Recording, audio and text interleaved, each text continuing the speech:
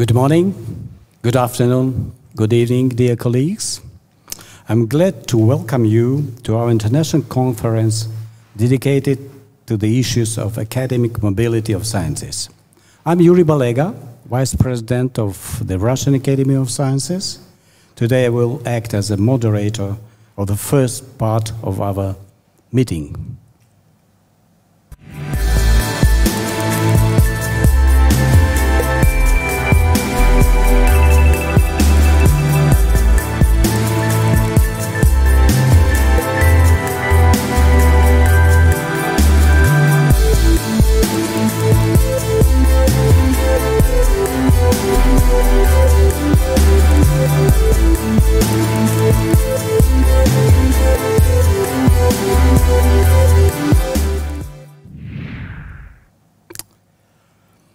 Dear colleagues, the Russian Academy of Sciences carries out international cooperation on various issues of scientific and technical activities. We are glad that today some of the Russian Academy of Sciences partners are present at our conference, with whom we have long established a productive partnership. One of the important issues of our activity is the organization of international academic exchange in order to improve the qualification of scientific and teaching staff of research institutions and universities. We'll talk a lot about this in our meeting today, and for the opening of the conference, let me give the floor to the President of Russian Academy of Sciences, Alexander Sergeyev.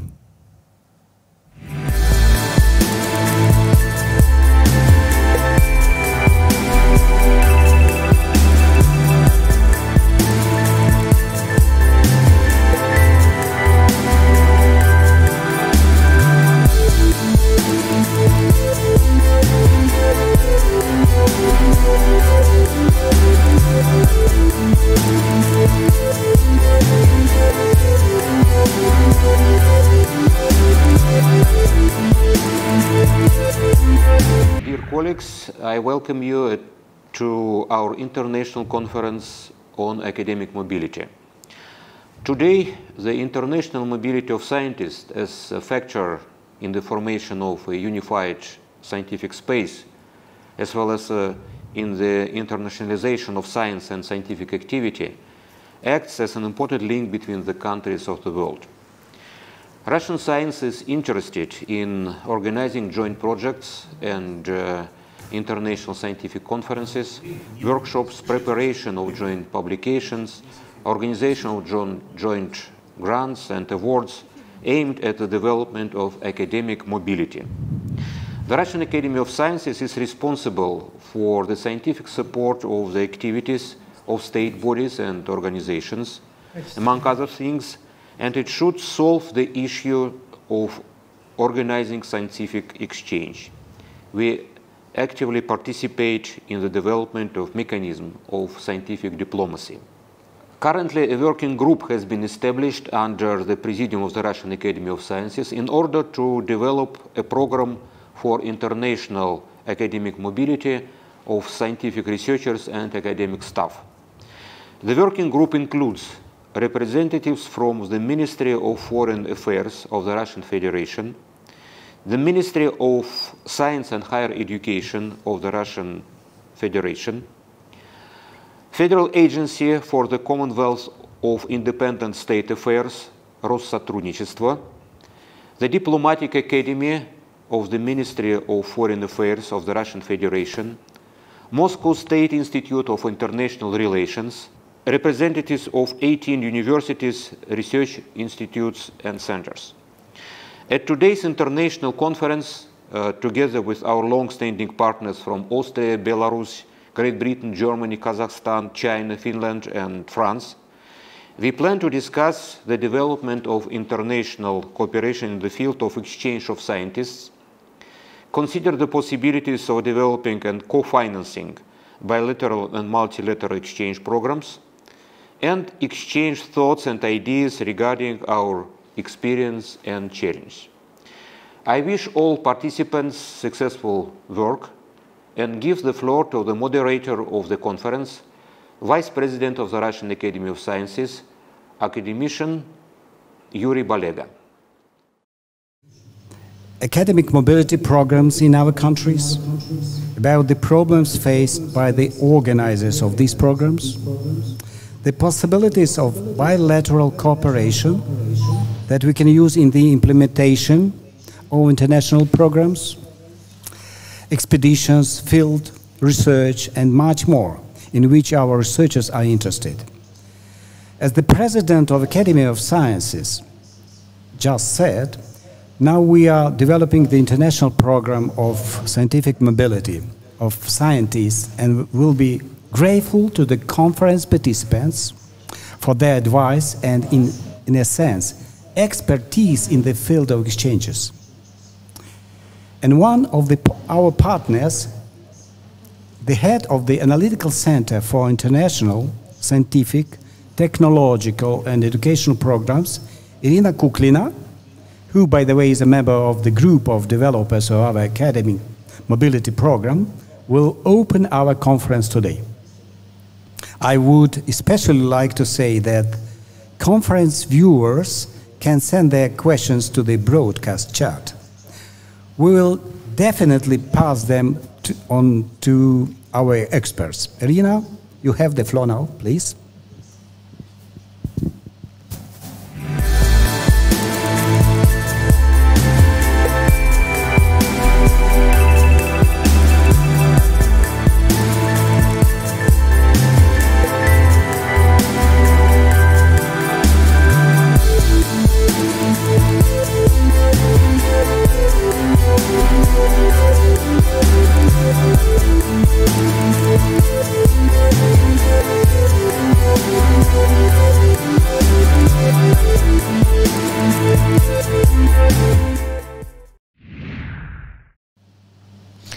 Thank you for the possibility to be at the opening of this conference.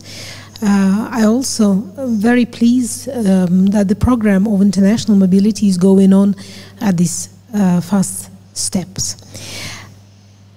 I would like to show a presentation to give a view of the overall strategy for the Russian Federation, how the mobility program will be incorporated in the key documents we have right now within the set agenda of the country. We have presently two key documents or two white papers that dedicates or presently knows for the international, set as the stage for the international cooperation. One document is the strategy for the S&T development of the country. This document was initially formed in 2009, and it gives one of the profound steps towards looking at the science and technology as a grand challenges. This gives us a completely different dimension when we think of the international cooperation with the European countries, Africa, Latin America, North America, Asia, Australia. The whole world is moving towards grand challenges when we think about the technological development. This document was then set up and moved in 2016 and is currently updated for the second stage. The international cooperation plays a key role in this arena and was hence informed, enriched by the other document set up in 2019, which is the concept for international scientific and technical cooperation of the Russian Federation. This prior document speaks about the key players and the actors of international cooperation, which include the Presidential Council for Science and Education, the Ministry for Science and Higher Education, STI funding agencies and institutions. Especially significant role in this area plays the Russian Academy of Sciences, with a profound number of researchers traveling across the world and representing Russia in quite a number of expert councils and expert institutions. We think also the program will also include a part of the research institutions, the universities, which plays now an active role in cooperation between the research institution and the universities, to which the Russian Academy of Sciences give the rating for the expert reviews. When we look at the key goals and objective for the international science and technological cooperations, we first of all think not only about the STI development, but the addressing the grand challenges comes right now to the main goal for international cooperation, as well as promoting Russian science abroad. We speak about different objectives, and the key objectives comes to the science diplomacy development, to the exchange of knowledge, development of research infrastructures, as well as participating in the international initiatives and organizations such as United Nations, World Trade Organizations, and the other area, including the Group 20. I would like also to mention that the basic principles set up for the international cooperation of the Russian Federation include the development of the STI instruments, which set up not only the bilateral and joint programs, but also plays an active and important role for the participating of Russian scientists in the international events, looking at the global STI expert community representing Russia within the expert groups, charging the profound competitions and concepts, but also participating with the expert views in the set of international goals addressing global pandemics, zoonoses, climate issues, and other challenges that we need to address, not only by one country, but many countries. And of course, the STI networking platforms enhance the scientific mobility and provide open access to the research infrastructure and to open data, which is a key element within the academic mobility set up in the international documents and profound papers. We can also speak about the key measures providing to implement the international academic mobility of researchers. These key measures are all set up in these two documents that I mentioned at the beginning of my speech, which include the exchange among scientists and laboratories, specialized programs and projects enhancing the mobility of young researchers, providing the international development of Congress and programs held in Russia across the country, participating as well in the Russian researchers in the international programs worldwide, and international expeditions, which plays an important role I would like just to mention on the slide, one of the important part for the Arctic boat that gives an opportunity not only for the key and advanced researchers, but also to the young researchers to make their first steps in the joint international programs. I would like to thank you for your attention, and I would like to say that the program that we will discuss today will provide us with a great opportunity to speak about the possibility of mentioning in the and looking at the areas for the academic mobility with the different parts of the world.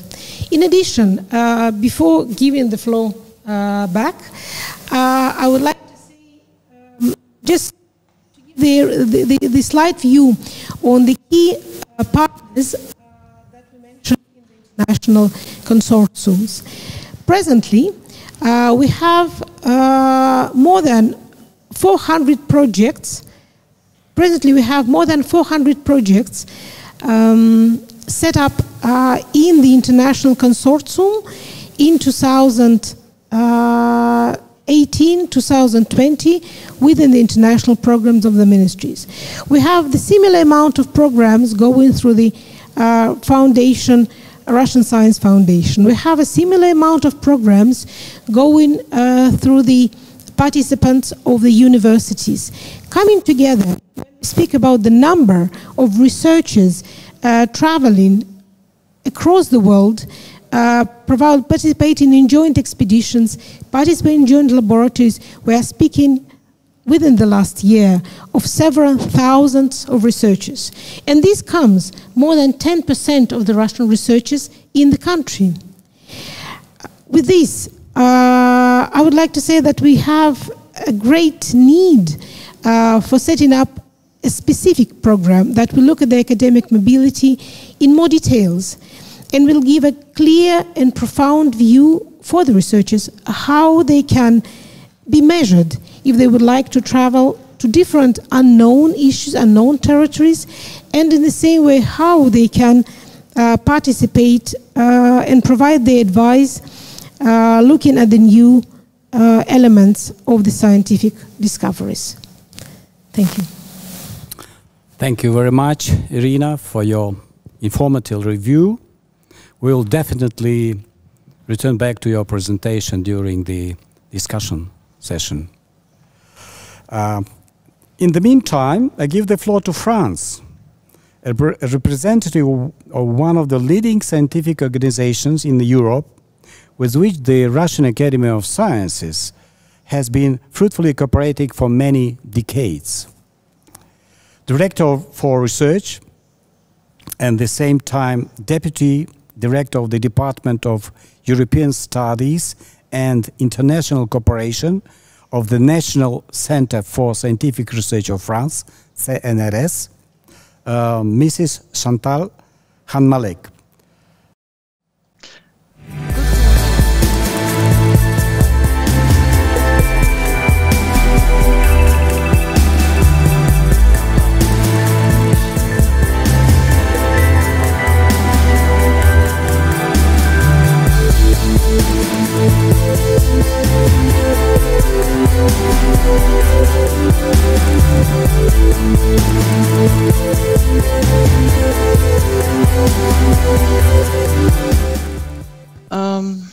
Mrs. Kuklina, ladies and gentlemen, dear colleagues, good morning. I would like first to thank the Russian Academy of Sciences for this invitation on the very important topic of academic mobility, which is the cornerstone of international cooperation. I will first give some elements of context about CNRS and CNRS international cooperation, and then explain how we cooperate with Russia and the challenges that we are facing.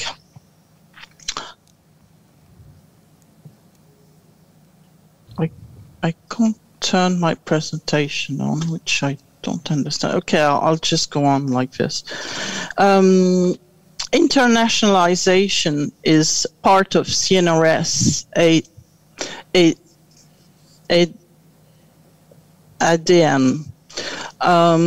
I would like to underline the fact that working with CNRS is like working with the entire French community, as over 95% of our 1,000 laboratories throughout France are in partnership. That means cooperated with universities, with other research organizations and advanced schools. We also have 80 international laboratories abroad. As far as staff is concerned, a large proportion of permanent scientists at all levels are from foreign citizens. And in terms of co-publication, 65% of CNRS co-publication are co-signed with international partner.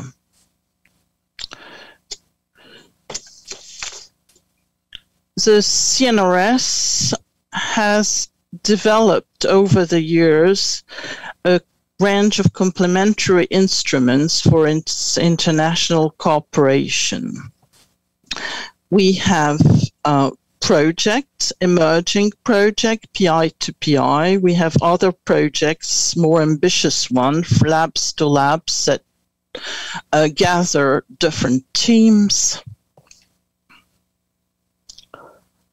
We have also international research networks, and we also have full-fledged laboratories.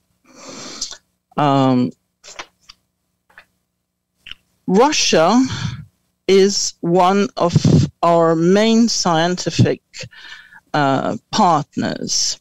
We have a long-lasting and high-quality cooperation with Russia. And our main partners, institutional partners, are the Russian Foundation for Basic Research, which has been our main partner for the last 25 years. In terms of research performing institutions in Russia, Chantal, we can see your presentation. Please change the slides. Don't forget to change the slides. Well, I'm sorry. We see your presentation. It's okay. I just can't. That's the whole problem. I'm very sorry. I have a presentation, but I just cannot change the slide for a reason I don't know. Oh, sorry. Yeah. So that was the internationalization. Okay, I'm just going to, that's cooperation, the various cooperation tools we developed. So emerging action, international research networks, international research projects, and full-fledged labs. And now I'm with cooperation with Russia. So among research performing institutions, our main partners are the Institute of the Russian Academy of Sciences and the Joint Institute for Nuclear Research, INR. Russia is fourth among our partner countries in terms of the CNRS budget that we devote to international institution actions. It's also the 13th partner of CNRS in terms of co-publication, while France is Russia's third scientific partners and CNRS its first partner with almost 60% of the French-Russian co-publications.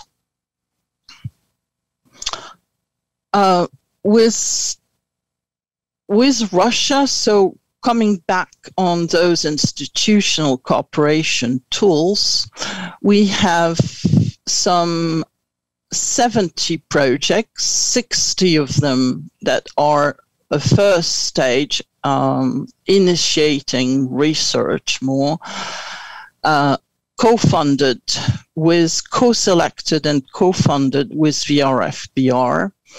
And we have 6 international networks and 9 bigger research projects that we also co-fund with the RFBR.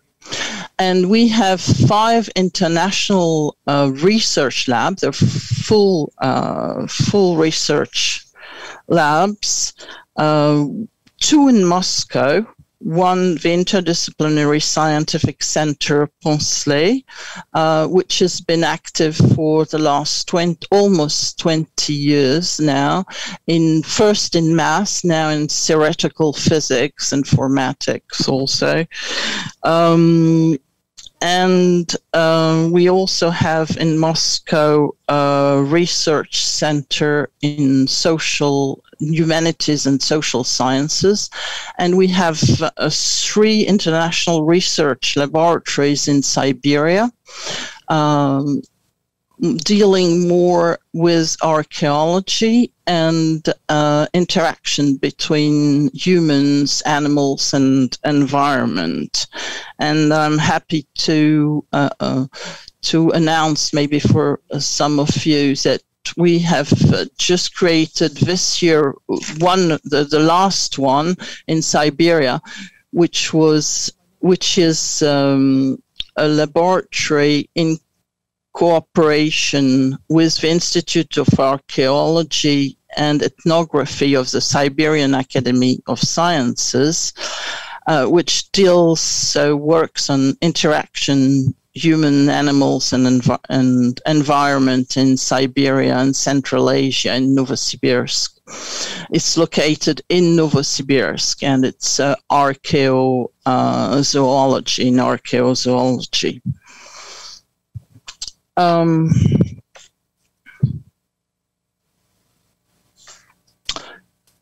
Now I will come to some of our challenges, and some of them are quite big. As I showed in my last view graph, the projects and networks involve mobility, short-term mobility of scientists, whereas the research lab involve long-term stay of scientists, some short-term as well, but the idea of having a joint laboratory located in Russia is to send scientists for long-term visits and stays and work with their colleagues from 6 months, let's say, to several years, ideally. So for short-term mobility, we have a visa, which is fine, which is used, the humanitarian visa. The problem we are facing now with, I would say, the activity, the RFBR stopping its new activity, is how are we going to support now our joint ongoing projects and the next generation of projects. The RFBR had dedicated competitive calls and was our main partner. So that's one, I would say it's more financial issues and who will be financing the Russian scientists on our joint ongoing projects. For our international research labs, we have a different type of problem, and this is linked with their long stay in Russia. The scientists are scheduled then to work more than 3 months in one of our 5 international labs hosted by Russian organizations. The salary of the scientist is paid 100% from France, salary plus indemnity for living abroad. And the problem that we are facing is that we can only send scientists to Russia for long stay at the moment if they have a Russian passport, which is very good. We have Russian scientists, and we're very happy to have Russian scientists in CNRS, but it's a big problem for us to only be able to send Russian scientists for long stay in Russia and not scientists of other nationalities. So the problem is how to send scientists, regardless of their nationality, and receiving their entire salary from France for duration of stays over 3 months, and if possibly 4 years. Thank you very much. And I just want, before finishing, this is very a very acute problem for international research labs, our joint labs, but it also could be the same problem if we sent some people in universities in Russia, whatever, because France will still pay their salary and possibly also their indemnity to go abroad. Thank you very much for your attention, and sorry for the very bad beginning. Thank you very much, Mrs. Han-Malek, for your exceptional presentation of international cooperation and academic mobility between Russia and France. And we also will wait you during the discussion session. Just before continuing, I just want to say that the materials presented today will be sent to all participants, and also they will be installed on the site of Russian Academy of Sciences. So don't worry, all the data, the slides, you can copy and read them later via internet. And now I would like to give a floor to Germany, another partner of Russian Academy of Sciences, with whom we regularly conduct various scientific events. I believe that the emergence of the Russian program for academic mobility of scientists can expand this cooperation. Alexandra Rosenbach, International Relation Manager at the Helmholtz Association's headquarters in Berlin, will tell us about the mobility of researchers as a catalyst for international cooperation, as well as the policies and programs of the Helmholtz Society. Please, Alexandra, bitte. Thank you very much. I hope you can all hear me. I will now try to share my screen, if you just give me one moment. And now I hope that you can see my presentation. So thank you very much. Good morning. I'm very happy to be here today to talk to you about the programs and policies of the Helmholtz Association, one of the 4 large non-university research organizations in Germany. So I'm assuming that not all of you are completely familiar with what Helmholtz does and what our mission is. So I will first talk a little bit about our mission and strategy. So Helmholtz's challenge basically is to contribute to the solving of the grand challenges that are facing society today. Things like non-communicable diseases, climate change, the energy transition of the future, autonomous driving, etc., etc.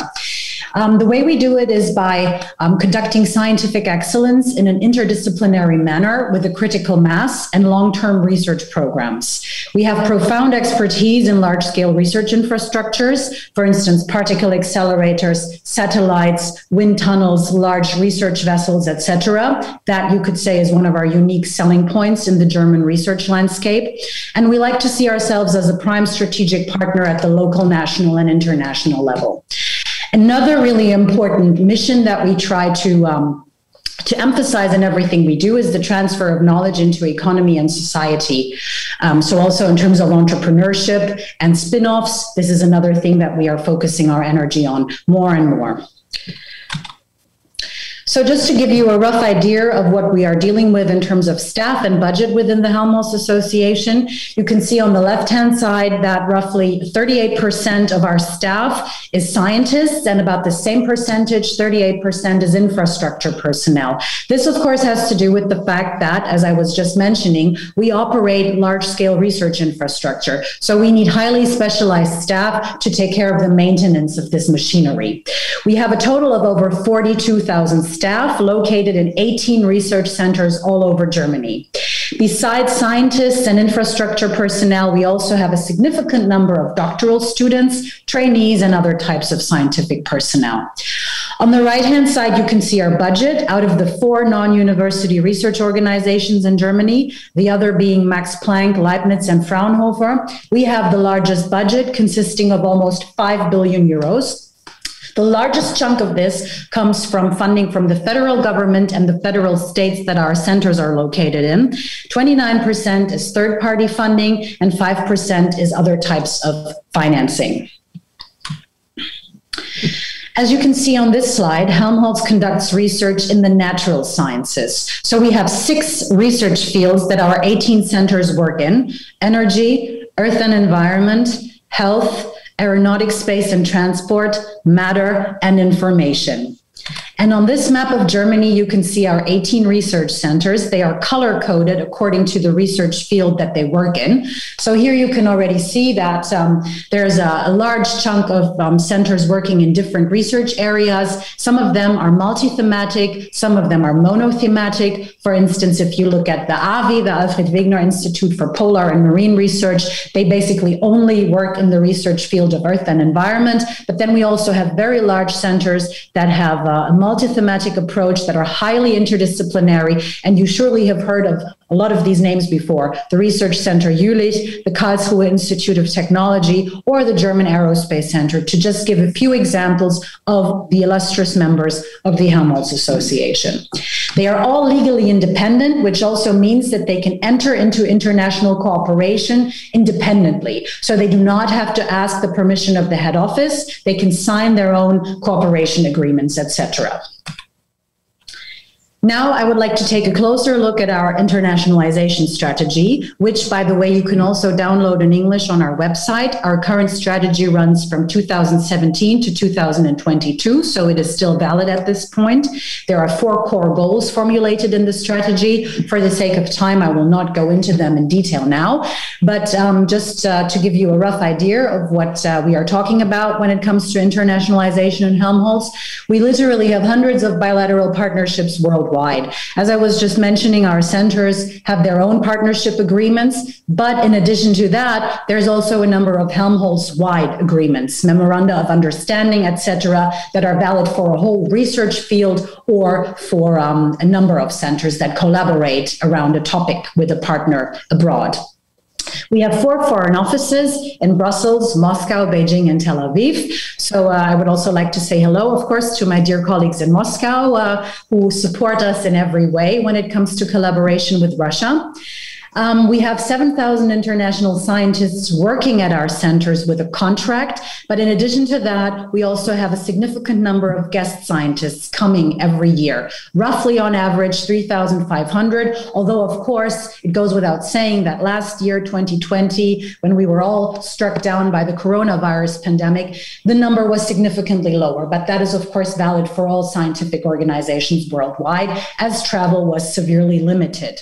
So our international research infrastructures and large-scale facilities are a very important magnet when it comes to international cooperation, because they attract a large number of guest scientists from all over the world every year. And of course, they also act as crystallization points for international collaboration, because researchers come together when they use these facilities. And of course, the connections grow stronger and they make new plans moving forward. So these facilities really have a very important role to play when it comes to our international efforts.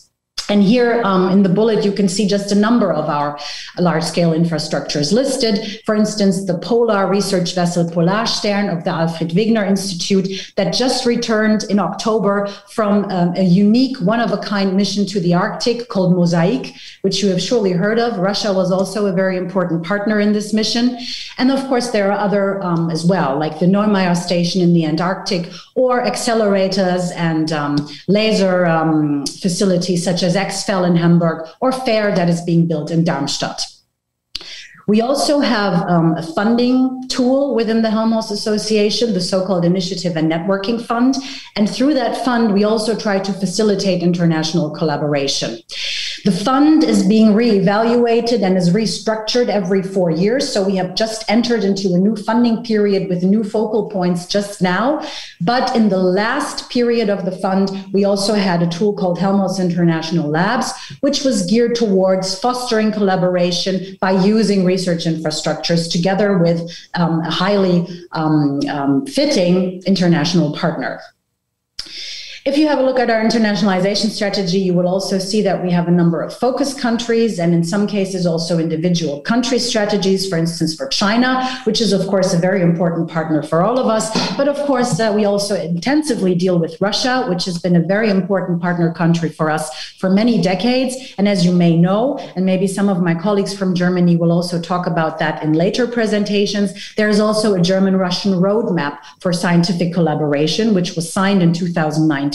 Which is valid for 10 years. And we have also made a significant contribution to that roadmap. And of course, mobility is also one of the pillars of this strategy. I will move on now to my final slide, where I will give you just a few ideas of our collaboration efforts with Russia. So as I was mentioning earlier, we have an office in Moscow since 2005, which of course helps us significantly in fostering and engaging in contacts with our international partners in Russia, organizing events, helping sign agreements, organizing trips for our centers, etc. And we have long-standing ties and agreements with many scientific organizations in Russia, also a large number of universities, but of course also very prominently the Russian Academy of Sciences. And we have just in February renewed our agreement with the Russian Academy of Sciences, and we are very proud and happy to take the next steps in our collaboration. In the past, we have had joint funding calls both with RFBR and with RSF. They have led to the establishment of more than 60 joint research groups across all Helmholtz research fields in the past years.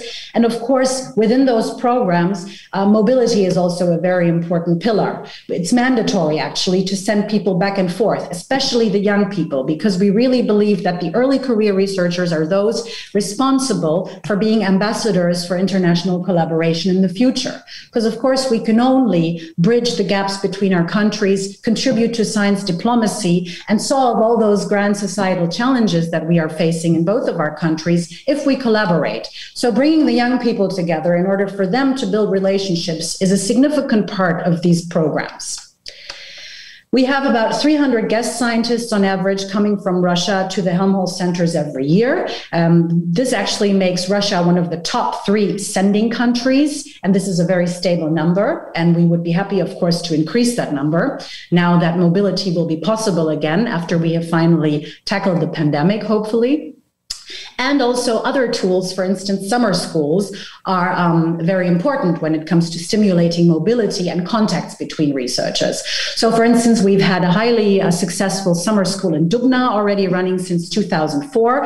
And since 2016, our Research Center for Geosciences in Potsdam, together with the Verdatsky Foundation, have also set up a series of summer schools surrounding topics in the research field of Earth and environment. So, with this, I would like to finish my presentation. I think there's a lot more to talk about and discuss, but I would like to leave it at that. Thank you for your attention. And if you want to get in touch with me, if there's any proposal you would like to make, or if you'd like to discuss collaboration possibilities, feel free to send me a message. Thank you very much for your attention. If there's any questions, I'm happy to take them now. I think we still have some time and we're ahead of schedule, actually. Thank you very much, Alexandra, for your thorough speech. And we are also waiting for you during the discussion session. But the German and in general the European view of academic exchanges would not be complete if we did not give the floor to representatives of German Academic Exchange Service, Deutsche Akademische Austauschdienst, entschuldigen. Andreas Höschen, director of the Moscow office of DAAD, is with us today. Before giving the word, I would like to mention that every participant will look first to the short review presentation of his activity. So, Andreas, you have the floor, please. Dear Vice President Bagega, thank you very much for inviting me. It's indeed an honor and a great pleasure to be able to contribute to today's event. First, I have to apologize. I don't have a presentation for today. In my short talk, I will focus more on the policies behind our programs. You can find, of course, all detailed information on our programs on our website, www.daad.ru. Let me please start by very briefly introducing the German Academic Exchange Service, DAAD. In legal terms, the DAAD is a registered association of German higher education institutions and student bodies. It is funded by the German government and serves as a national agency for academic exchange and the internationalization of German universities. Since many decades, the Russian Federation has been a major partner country for the internationalization of German universities and research institutions. There are almost 1,000 institutional collaborations between Russian and German universities. Russian scientists participate in Germany-based large-scale research endeavors. Alexandra Rosenbach from the Helmholtz-Gemeinschaft highlighted this in her talk. Moreover, Russian institutions offer mutually beneficial research opportunities in Russia as well. Against this background, it is self-explanatory that the DAAD places special emphasis on supporting and further developing German-Russian collaboration in science and higher education. In 2019, the DAAD was able to support the mobility of around 2,000 Russian students at bachelor and master's level, nearly 400 doctoral students, and more than 700 postdocs and senior academics. At the same time, almost 1,300 German students at bachelor and master's level, 85 doctoral students, and 430 postdocs and senior academics traveled with DAAD funding in the opposite direction to Russian host universities and research institutions. In general, the DAAD supports student and scientist mobility by way of two funding approaches. One is through funding for collaborative projects. German universities seek funding from the DAAD in order to establish, for example, double-degree study courses with partner universities abroad. With project funding, financial support for the mobility of students and academic staff is part of a package of DAAD-funded measures to achieve the project objectives. The project partners take the decision on who participates in their mobility measures, while the DAAD organizes the evaluation of project results and achievements. A positive evaluation by independent experts allows for the extension of funding by the DAAD. Currently, the DAAD supports almost 200 German-Russian collaborative projects in a wide range of disciplines. The other, more traditional funding approach consists of scholarship programs. In this case, the students or scientists choose by themselves the prospective host institutions abroad, which fit their study or research plans, and submit their application directly to the DAAD. As always, with all DAAD funding, an independent committee of expert academics takes the decision on funding the individual applicant or not. At the moment, the DAAD offers scholarships for Russian students and scientists in 12 different DAAD programs. There's a variety of specific target groups from undergraduates to senior academics, and there are mobility options from 3 weeks to 3 years. Overall, our program cover all academic disciplines and subjects.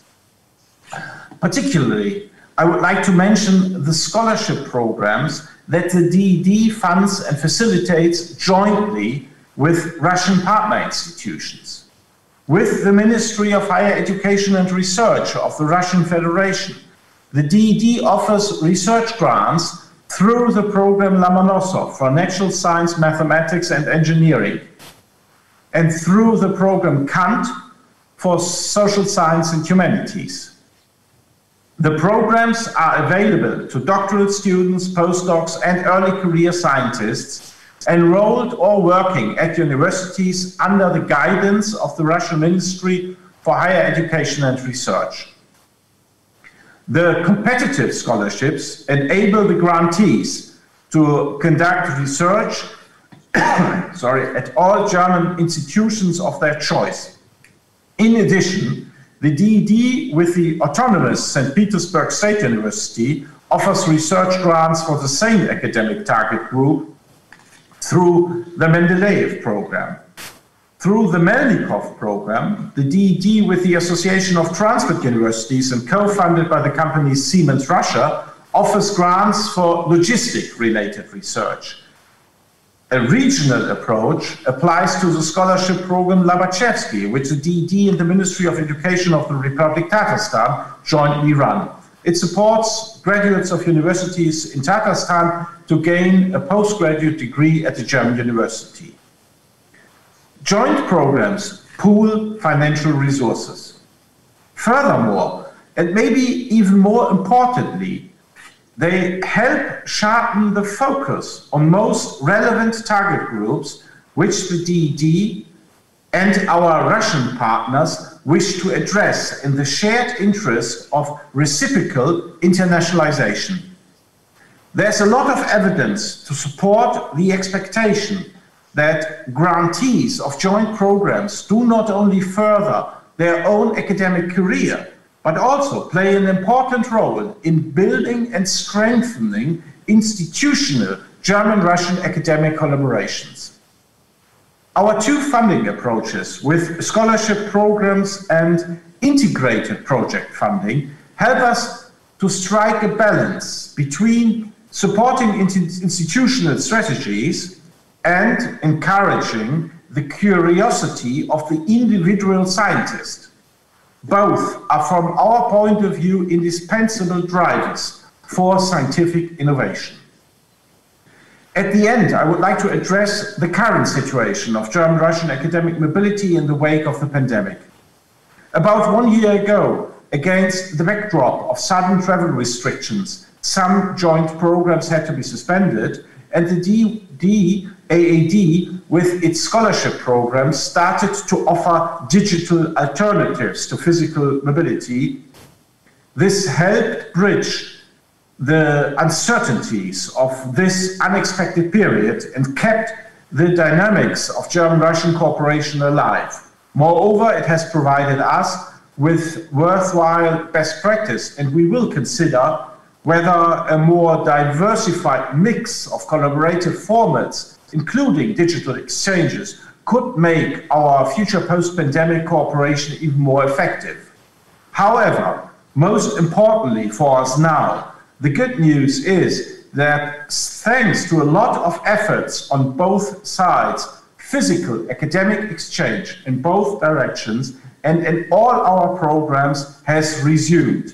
At the start of this year, we were even able to announce a new mobility program in the framework of the German-Russian roadmap, the bilateral strategy for cooperation, education, research and innovation until 2028.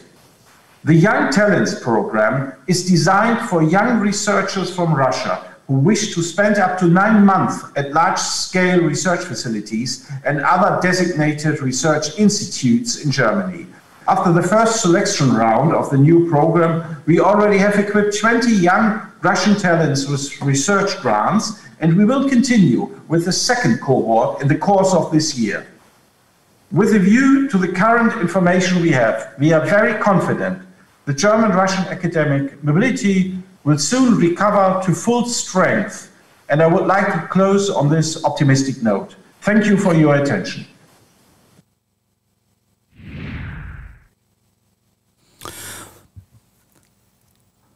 Thank you very much, Andreas. It was very interesting. And in the CIS, this Union of Independent States, in this space, a number of countries are also diligently developing programs similar to your approach.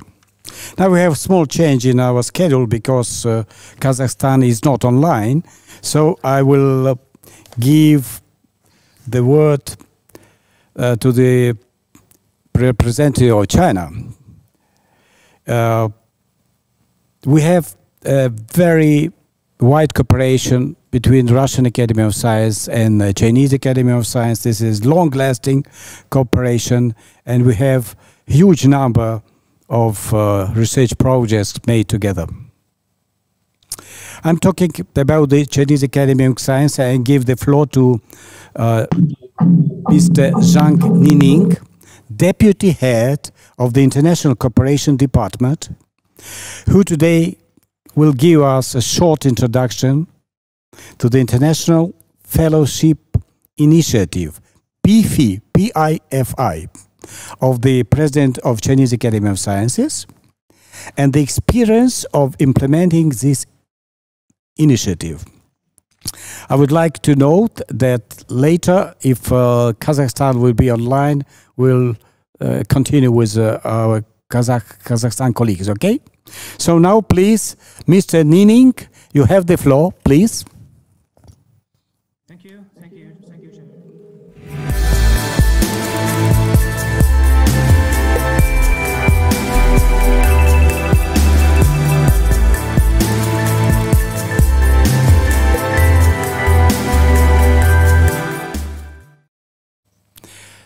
Mr. Nining, we can hear you. You can continue. We can start talking.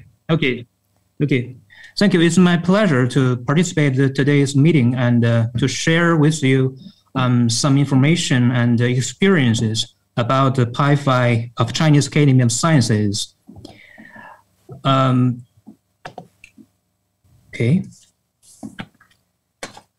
Please allow me to take 1 or 2 minutes to give you an overview of CAS. This will be better to help you to understand why CAS has been continuously investing in supporting such international exchange programs. And CAS is the largest and the top science body in China, with over 100 research institutes, 4 universities, and over 70,000 employees in CAS. And CAS research covers 95% of discipline of the nature sciences. So I can say that CAS always have research teams ready for any scientific collaboration need from our global partners. So as you may know that the mega facility has always been one of the major attractions of CAS for research exchanges. CAS operates more than 3/4 of the mega facilities in China, most of which are open to the world. In this April, as you may know, the world's largest radio telescope has opened to the global users, and CAS is committed to enabling researchers worldwide to produce cutting-edge scientific discoveries at these facilities. We also, in the past 10 years, has established about 10 overseas research centers in Africa, South Africa, and Asia. These centers have opened new platforms for cooperation in biodiversity, climate change, sustainable development, astronomy, enso medicine, etc. And of course, this has allowed CAS to develop more direct and close cooperation with researchers in the countries where these centers are located. So CAS is one of the world-leading contributors to the science and discoveries. Over the past 5 years, the number of papers published in science and journals has increased by more than 1/3. And among those 56,000 papers, international collaborative papers are accounted for 1/3. So as you may see that CAS is increasingly dependent on the collaboration with global research partners. So against this background and need, CAS launched a program, President's International Fellowship Initiative, to promote the international exchange in 2005. And the PIFI, is pronounced as PIFI, is a specific funding program to attract international scholars to CAS for scientific exchanges, research cooperation, and study. So it is open to the scientific research personnel from all around the globe. And after 15 years, more than 15 years, continuous optimization and improvement, the PIFI now has consists of 5 main categories of programs. These 5 categories covers scholars at a different career stage, from Nobel laureates to young scholars who have just received their PhDs. And PIFI also try to accommodate as many different scholars' needs on length of stay. As you may see from these figures, from a few weeks to several years. So I may go a little bit detail about the typical categories of PIFI. First is the Distinguished Scientist Program found a short-term visit to CAS by some of the world top scientists. And we also hope that these academic leaders will be willing to accept the return visits from CAS scholars in the future. And through this kind of a mutual mobility, we hope to build a partnership between CAS and the PIFI Fellows team.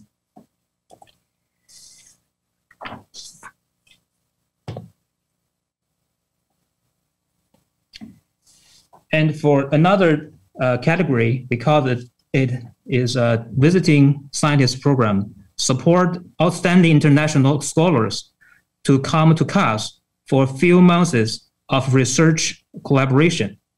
And this category pays a great focus on substantive collaboration to conduct actual scientific research and discoveries over a period of close collaboration between scientists from both sides. And this is one of the most common and efficient way of scientific exchange and collaboration in the world, I think. And in another hand, the postdoc researchers program was established to cultivate the future partners of CAS. We found outstanding young scientists from the world and to do the research at CAS and build a good trust and collaboration with these promising scientists at the early stage of their career.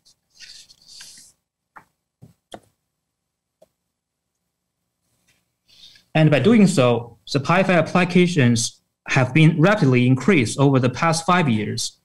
And at one point of our funding rate was doubling close to the 35%. It's very close rate compared to the other world exchange programs. But I have to admit that we did suffer a bit due to the epidemic. But we believe that there will be a more substantial rebound after that. And over the past 10 years, PIFI has funded over 4,000 foreign scholars from more than 100 countries. Over 40% of the PIFI fellows are from Europe.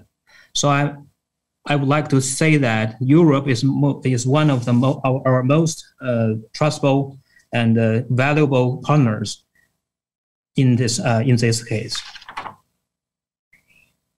And I would like to show some specific figures about Russia. And the Russian scholars plays a very important role of the PIFI program. During the past 10 years, there's more than 140 Russian scientists have visited the CAS and through the PIFI program. And of course, some of them has given us a very positive feedback. Most of the Russian PIFI fellows who visit CAS have left very fond memories. And they also express that the scientific and the technological exchange between the Russia and China is a complementary and a win-win process. So in order to make PIFI more better known and recognized by the overseas scholars, we have set up a website. There are over 2,000 PIFI scientists who have left detailed research backgrounds on the site, and they are willing to host PIFI fellows from the world. And the website also allows the overseas researchers to track their application progress and to discover the life and work at CAS campus online. So I would like to invite you to visit this website and try to find your potential Pi-Fi partners in the future.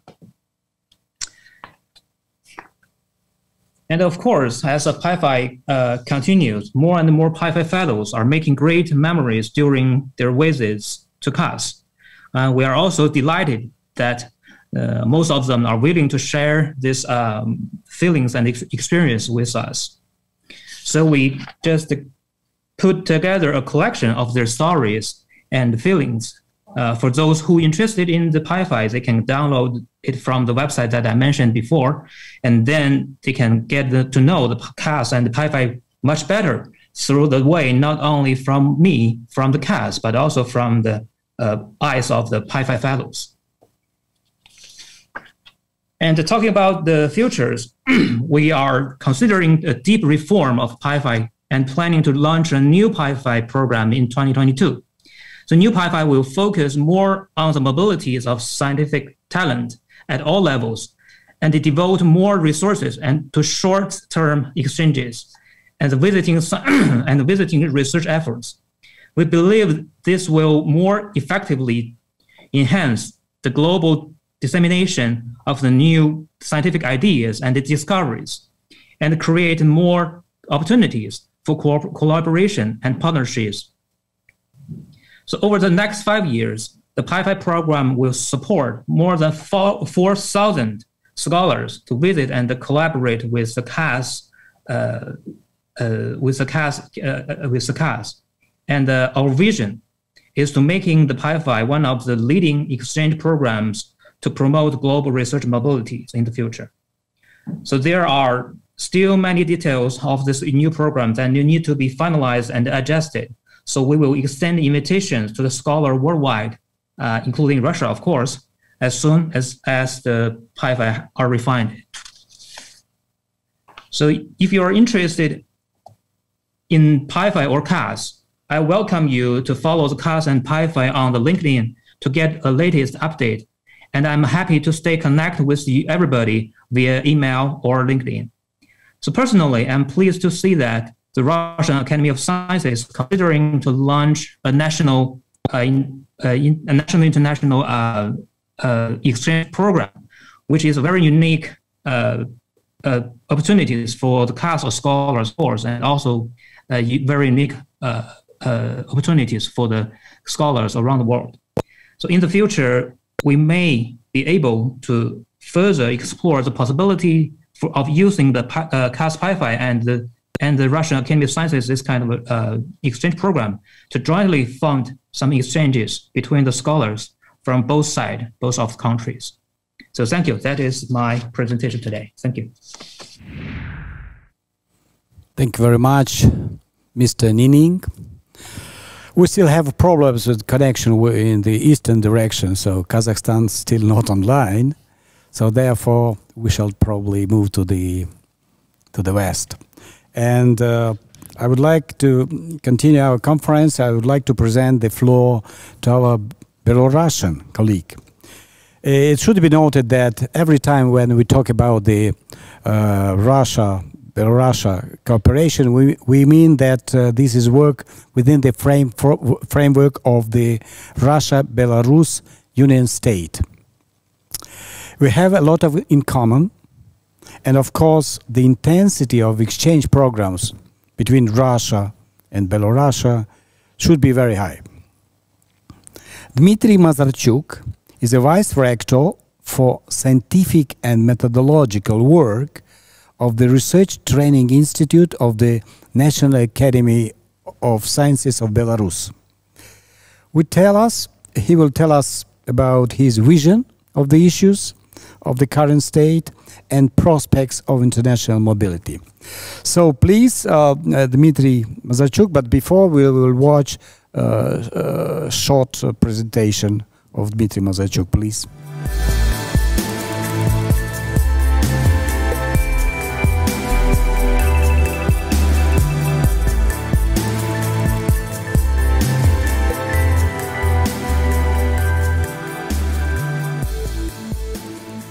Thank you for the opportunity to take part in this conference and to present my report. Sorry, I have no presentation, and also sorry, please forgive me for my English is not so fluent, and so I'll speak Russian. Наша конференция посвящена очень актуальной теме развития форм взаимодействия ученых различных стран. Особую значимость эта тема, как только что было сказано, имеет для России и Беларуси, которые входят в состав союзного государства. Действительно, сложение наших компетенций, интеграция интеллектуальных возможностей двух государств может и должны повысить результативность исследований, направленных на решение актуальных задач развития наших стран. Казалось бы, в эпоху всеобщей цифровизации, мощного развития электронных средств коммуникации, личные контакты исследователей могут уступать место современным IT-технологиям, утратить свою актуальность. Однако практика сотрудничества российских и белорусских ученых подтверждает, что это не так. Достаточно сказать, что за последние 7 лет, не считая пресловутого 2020 года, только Национальная академия наук Беларуси, которую я представляю, ежегодно командировала в российские научные организации от 1000 до 1300 человек. Дружеское общение глаза в глаза, живые мозговые штурмы, совместное использование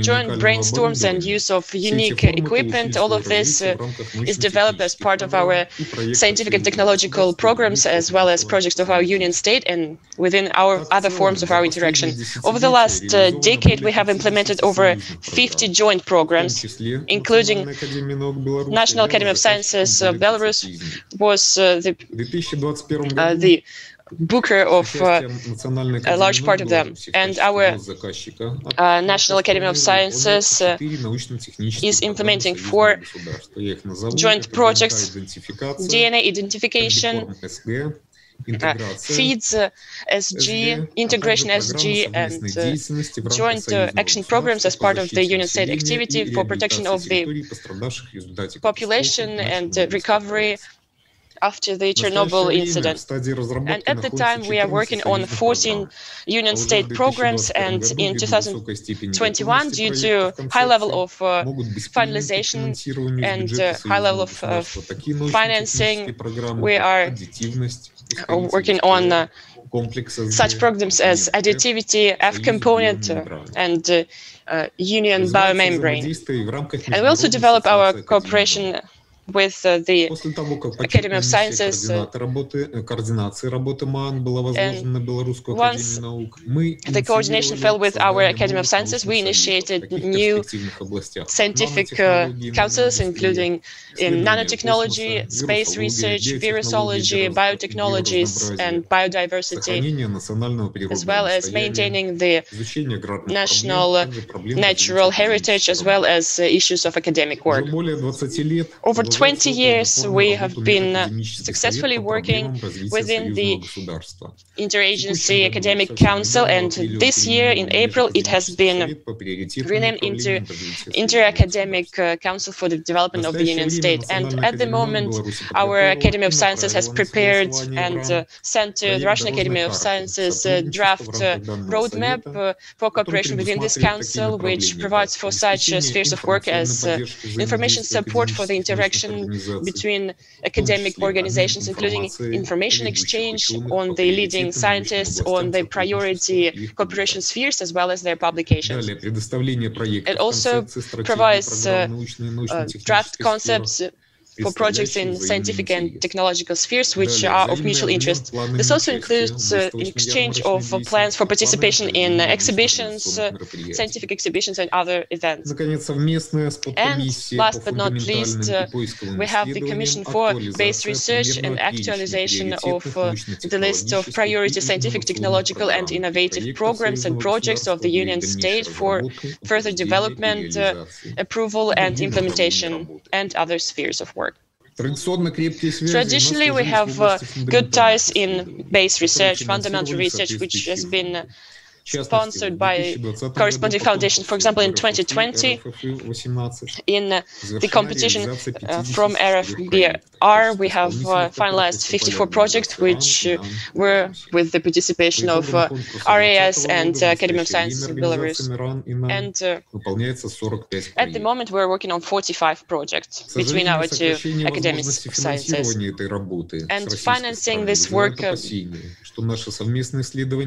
causes certain concerns that our joint research can be reduced to minimum. But everyone knows that without fundamental science, there will be no science at all.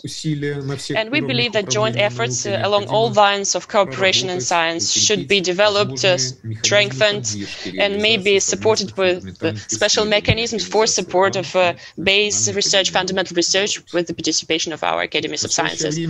At the moment, we are actively working on the development and implementation of the Russian-Belarusian project for targeted fundamental research, which would hugely broaden the interaction between the IRS and NAS of Belarus for the purposes of creating unified scientific and humanitarian space of our union state. And this year, we're also working on the perspective of creating no currency exchange of sciences. This mechanism has already proved its worth, but unfortunately has come across certain funding difficulties.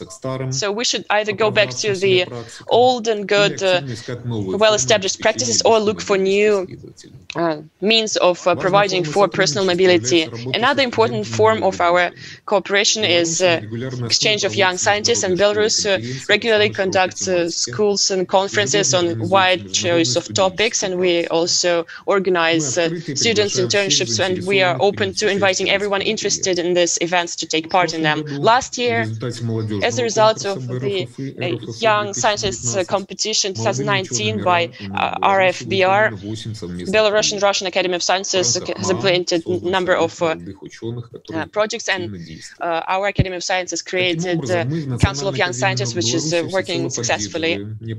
As you can see, Belarus supports the increase of academic mobility and all sorts of cooperation in this sphere. On our part, we don't see any problems for receiving young scientists from Russia and other CIS states and countries presented at this conference. Please come to our internships, to our doctorate and PhD programs, take part in our scientific events, and take part in our joint programs and projects. We will be happy to share our experience and insights. We have accumulated huge scientific and technical expertise, including nanotechnology, digital technology, agriculture, robotics, and new materials, machinery, pharmaceuticals, medical equipment, and many more.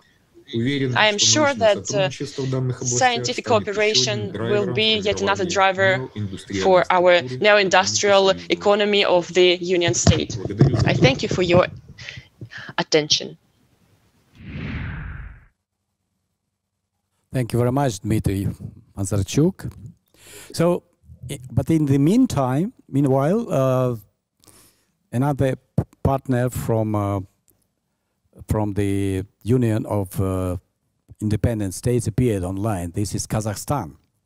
And I'm glad that we have a possibility to speak with Kazakhstan now.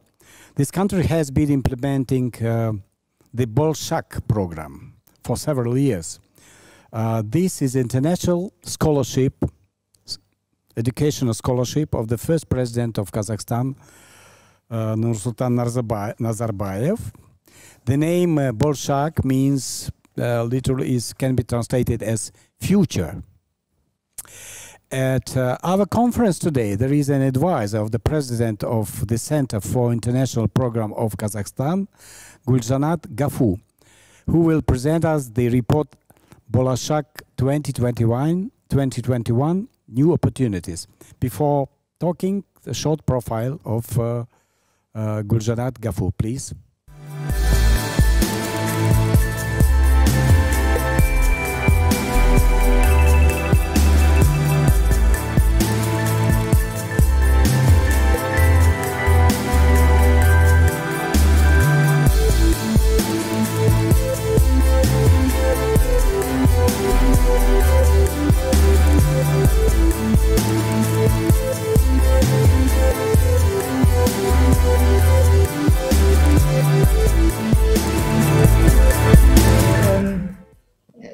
presentation, right?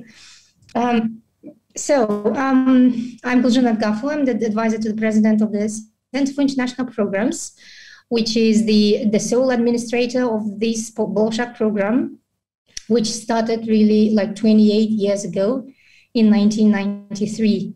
And over these 28 years, it has proved to be one of the most successful really programs in training specialists for the country. So over these years, more than 14,000 specialists have been trained. The scholarship was awarded, and now more than 11,000 alumni work for Kazakhstan and abroad. Recently, we did conducted a first Bolshak impact report, and it showed that each alumni in his place, both globally and locally, is making a huge contribution. So so as you can see, the history of the program is that it was launched in 1993. It is really a program for, can be said as one of the programs for intended for internationalization of the education, and also as a program for academic mobility, but mostly for young and brightest Kazakhstanis. So it was launched in 1993 with for few talented young people from Kazakhstan. Since 2005, the number of scholarship has been increased up to 3,000 students studying per year in top leading universities abroad. Since 2008, I think, the undergraduate program, the funding of undergraduate programs has been stopped. And since then, only the program now funds only master and PhD programs, along with professional internship program for anyone who wants to upgrade professionally. In 2020, it has gone, I would say, a significant modernization and reform of the program. The recruitment process has been scrutinized and reconsidered. The list of recommended universities that is established annually has been decreased up to 138, which previously was we had more than 500 universities recommended to study abroad. Since last year, it has been decreased, like for the universities which are in the top 100 positions in one of those major university league tables, like US, Times Higher Education, and the Shanghai. So what does the scholarship cover? It generally covers everything, starting from tuition, accommodation, tickets, visa, medical insurance, and also educational materials, meaning the books or anything else the student need per year.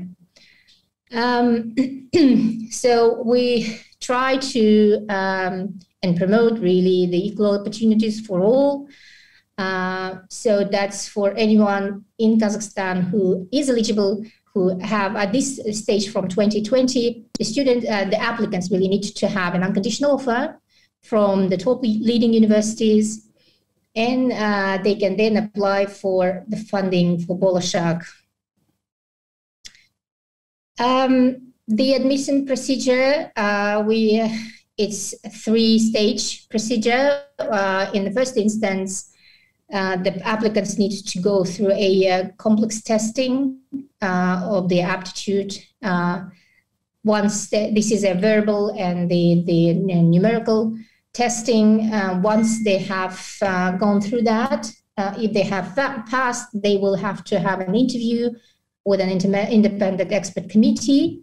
And then we have a awarding body, which is chaired by the State Secretary and with the various members of that body. They will then recommend for awarding of the scholarship or decline.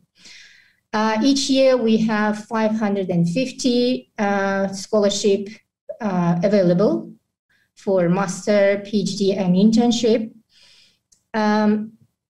This year we have started the application process from May the 4th, which will run until October the 28th. And the awarding will be in 3 rounds in June, August, and November. This is to consider the different starting points of the studies. Like some of them will start, say, the US will start in August, so we have to award the scholarship before they can start their studies. The requirements is that, as I said, is an unconditional. They need to have an unconditional offer from the university, which is in the list of our recommended universities. Previously, we had to approve this list each year due to those rankings to get updated. But from this year, we have decided that we will have it for 3 years to let the applicants to plan their application and studies ahead. They need to have a required level of a Kazakh language knowledge, and also if we don't really require IELTS, because they will already bring us their unconditional offer, which means that the university have already accepted them. So the two this year recommended universities are from top 250 positions from these 3 league tables, and which made the university a little bit more than last year. Like last year we had only 138. This year we have 270 universities recommended from 27 countries. But I have to mention that the leaders, as usual, is the US, UK among the applicants. So we really want to have much more collaboration with the other countries who are in this list. Another very important list is that the Polshak is intended to prepare specialists for the country in priority areas that is needed for Kazakhstan, really. So these are the priority areas that we train the specialists, like innovations and new technologies, industrial engineering, education, social science, creative industry. This is the new one for this year. Natural sciences and medicine. This is scrutinized each year, and we do get the requests from the official organizations, central institutions in the country, who then give us their request for the specialists that they need. So then we do create this list of prioritized specialties. So this is generally how many scholarship is given. As you can see, there are more numbers are given to master students. For PhD, we have 60 scholarship, and internship is a professional and scientific internship up to 1 year. We have 110 scholarships available. One of the significant, I would say, highlights of this year is that we, as per the president's order, a new pathway for the internship has been created, which is called internship for 500 scientists in leading scientific centers of the world per year. So we really, because Kazakhstan is focused on developing its research, how do you say, productivity and intensity, and that is why we really want our researchers to have kind of an internship in the leading universities and laboratories and research centers all over the world. So from this year, we will be sending 500 more scholarships available for the faculty and research staff from institutions, research institutions and universities. The CIP, what is specific with the Center for International Programs, which is CIP, is that it deals also with other projects, one of which is the promotion of internationalization of higher education in Kazakhstan. We do serve as kind of a bridge between the universities abroad and our local universities, and we try to help them to build collaboration with between them. So we're trying now to work on creating, establishing branch campuses. We do help our universities to get in touch with the universities in our list, for example, to set up programs like joint programs, academic programs, or maybe some joint research projects. We also have a program which is called Go Nomads, which is for foreign volunteers to come and teach maybe at the universities in Kazakhstan. So this is at the expense of the universities, the local universities.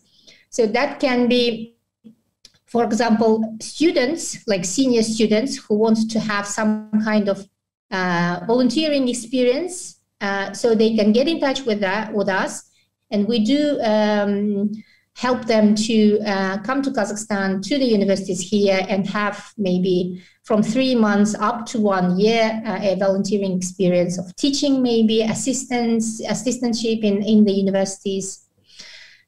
The Center for International Programs also works with the Ministry of Education in arranging education fairs abroad within the framework of Kazakhstan education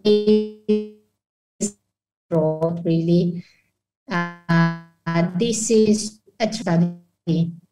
Another very important area is intergovernmental grants, which is set up in the agreement between Kazakhstan and other countries, where we generally serve as an administrator, really, and recruit this Kazakhstani students who wants to go on that intergovernmental grants to study. For example, we have 10 active grants, like in Hungary, China, Ukraine, Azerbaijan, Vietnam, Poland, Slovakia, Belarus, Tajikistan, and Kyrgyzstan. And at this stage, Kazakhstan is really interested in exploring more opportunities for setting up such intergovernmental academic cooperation with more countries. So generally, this is it. This is the contacts. We are active on all of the major social media. You can get more information there. Yeah, thank you. If you have questions, I'm really ready to answer.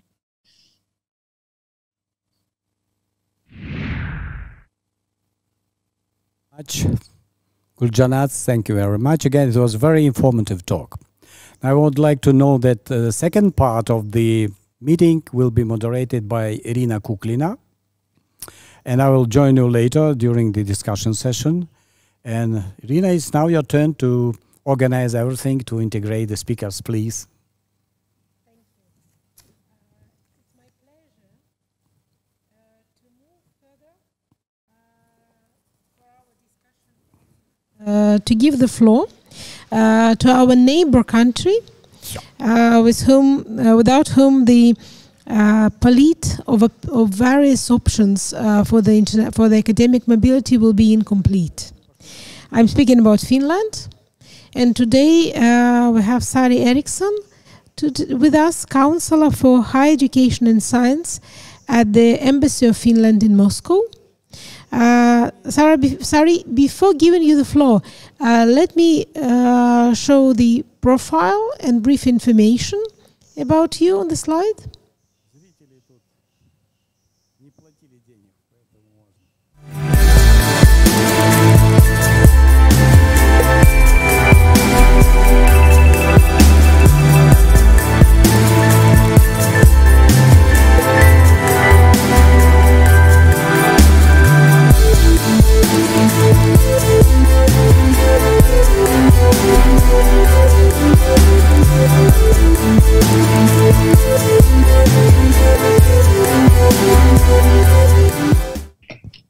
Hello, dear colleagues. Can you hear me now?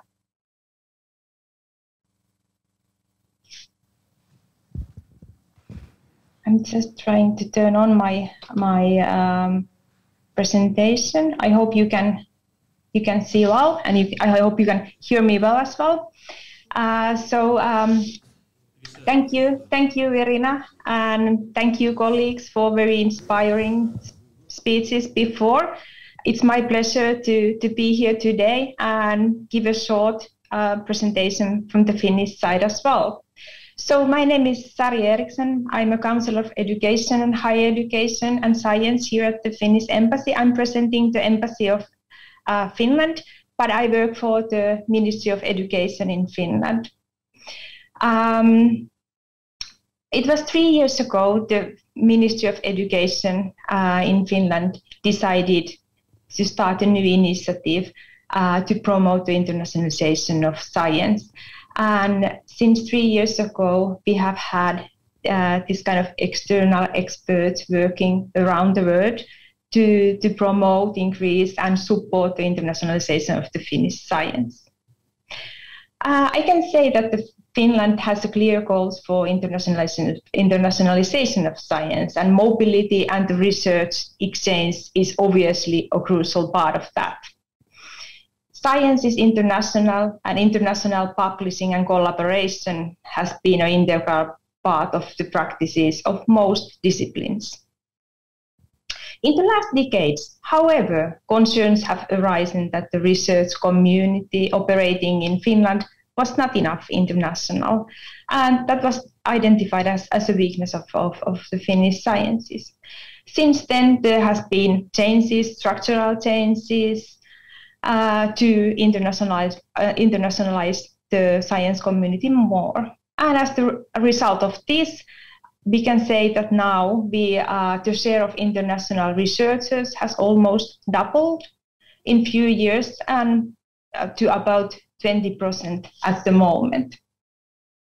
And also the share of foreigners has increased, the foreign researchers, and especially those who are at the lowest level of research career. An increasing number of students have come to Finland as well to complete their doctoral studies and degrees. And I think that's also important when we are discussing about the mobility as we do it today. In Finland, Finland's competitiveness and well-being are built on competence, research, and innovation. And for that reason, the research and development and innovation roadmap was prepared 2020 to promote the achievement of these goals and resulting sustainable growth, as well as to create an operating environment to encourage both Finnish and foreign companies to invest in research and development and innovation activities in Finland. The pandemic has shown that the social sciences and humanities play an important role in foreseeing future developments and in understanding the actions of individuals and population groups, so that we can better understand and foresee the actions of individuals and population. In Finland, the diversity science is valued, and for example, there are no different priorities for science mobility in different fields of sciences. About the financing of the science in Finland, there are 3.4 billion euros are spent in research and development yearly in Finland, and approximately 66% of that comes from the private sector. And there is ambitious plans to increase to rise to 4% of GDP by the 2030. And achieving these goals would require approximately 200 million euros increase every year for this science budget. So there is we can see that there is more and more focus coming on the science in Finland. About the Academy of Finland. The Academy of Finland is a governmental funding body for scientific research in Finland. The building is based in Finland, the headquarters of the Academy of Finland. And yearly, the Academy administers over 260 million euros to Finnish research activities. It's the main financing organization in Finnish for governmental organization for Finnish sciences. And there are over 5,000 researchers are working on projects supported by the Academy of Finland. And the Academy functions as a funding body only, and it's not the research organization. So there is no research done by the Academy of Finland. However, there are personnel funded by the Academy can use the title referring to, for example, the academic professors, and the president of the Academy of Finland is today we have Heikki Mannila, the picture we can see here. I mentioned earlier that there are no priorities in research as such, but the Academy of Finland, they have this kind of flagship program, and the Academy of Finland's flagship program is an instrument to support high quality research and increase social impact emerging from the research. It's a mix of close cooperation with business and society, adaptability, and a strong commitment from host organizations. And also international collaboration is an integral part of these flagship programs. And especially there is a lot of cooperation going with the US partners, but also there is willingness to do more international cooperation with other countries and other organizations as well inside these flagship programs. The Academy of Finland has an agreement on funding cooperation with the Russian Academy of Science since 1993. And under this agreement, the Academy of Finland finances mobility in both directions so that the Finnish researchers can come to do research in Russia, and also the Russian researchers are doing research in Finland. This kind of bilateral agreement the Academy of Finland has with the several countries, and those are India, Japan, China, Germany, Taiwan, and Russia. The most of this mobility funding is going for the research between the China and Finland, and the Russia is the second one. So it's a very important player here for the Academy of Finland.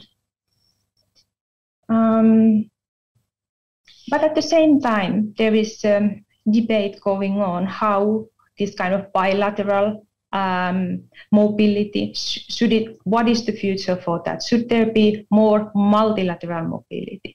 For instance, that the mobility funding is not only between two countries, that it would be there would be more networks and more cooperation with different partners. So, for instance, in Finland, there is discussion going on. We have those partner countries, how we could move this funding instrument more on the network direction so that the researchers can use all of these facilities and in different countries, and how this could happen. So this is the current discussion that we are having now.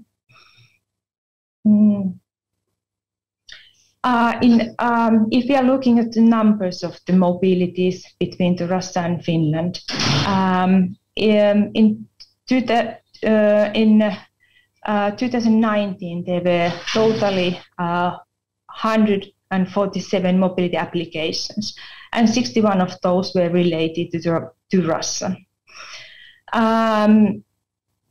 24 applicants were willing to do research in Russia, and there were 37 research projects for those researchers who were willing to conduct the research in Finland. Mainly those research areas where we can see that there is this a need for mobility are biosciences, environment sciences, health research, social sciences, natural sciences, and engineering.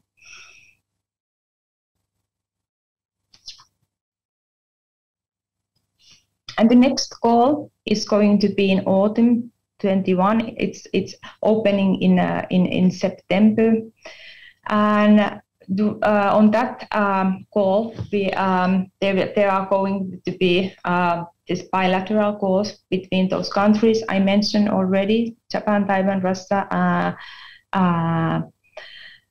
and Germany. And there are those. And those mobility grants are for Finnish researchers to going to different countries, and also for those researchers coming to Finland. And those bilateral mobility grants, they are personal grants, and the duration of the grant may be between 7 days till 360 days during the funding period of 24 months. And also those mobility grants, there might be several visits, so it doesn't mean that those visits are only one period. So there can be several visits to conduct research in different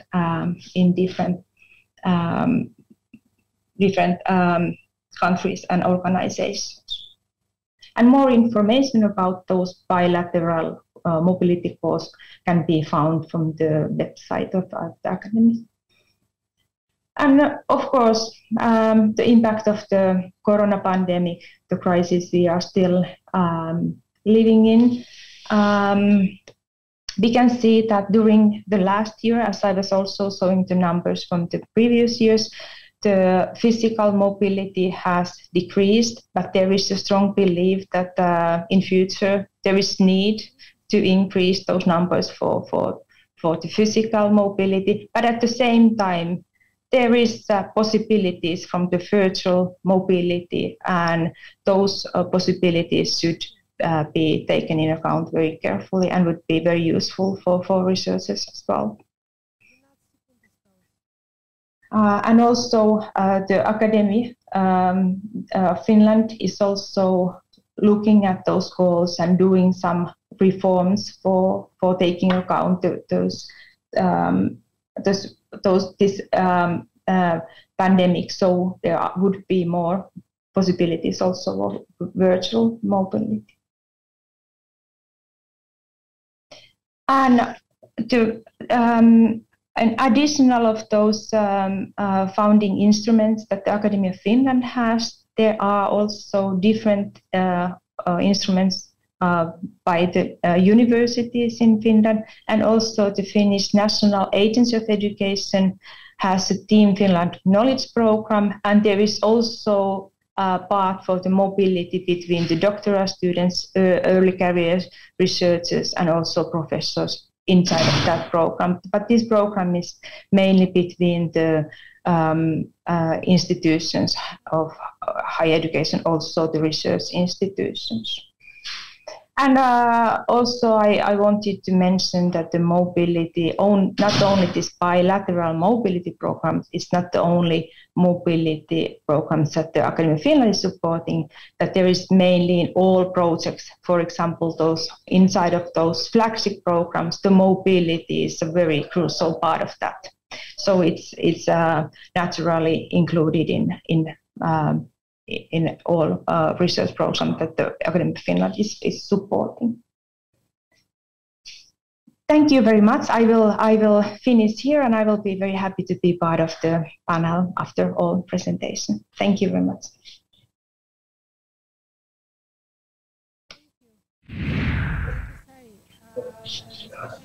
I was impressed by the new format of moving from bilateral mobility to multilateral mobility.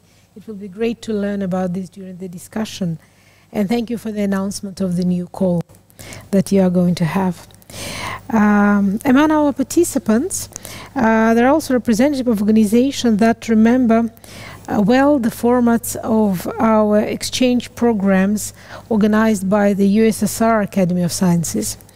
Moreover, the next participants represent the Academy of Sciences, which coordinates the works of its institutes. I'm talking about the Austrian Academy of Sciences. We can safely say that in the experience of this academy, there are centuries of successful academic mobility programs. I am pleased to give the floor to Berhard Plunger, head of the International Relations Department of the Austrian Academy of Sciences. Он возглавляет Департамент международного сотрудничества Австрийской академии наук и представит свой доклад о программах академической мобильности. Прежде чем передать слово,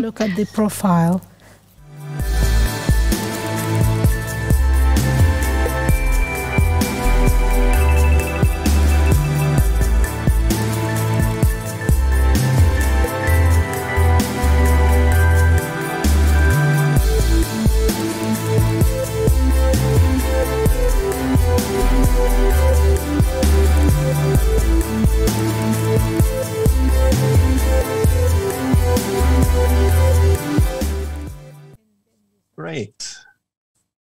So, hello everybody. I'm very happy and grateful to Vice President Balega and that he invited the Austrian Academy of Sciences to this very interesting morning session regarding the international cooperation. My name is Bernhard Plunger. I'm head of the International Relations Department of the Austrian Academy of Sciences. And I'm, of course, also specifically grateful to Olga Glukovtseva, who is my dear colleague in Moscow, and we were in contact in advance. I'm really happy and proud and honored to participate with in this high-level group of colleagues who are, in my impression, really very close to the topic of international cooperation. I will give you a short introduction on the Austrian Academy of Sciences, and then try to go a little bit more into detail regarding some aspects of international academic mobility. And though I'm one of the last speakers in session, please allow me maybe to raise also some issues that could be then later on also be part of the discussion, and maybe let some questions open.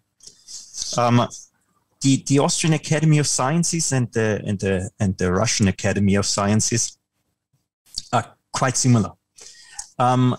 Both were, some of you might know, who are interested in history, were proposed by Leibniz. And even though he was not at the beginning of the 18th century, and although he was not successful in Vienna, he was successful in Russia.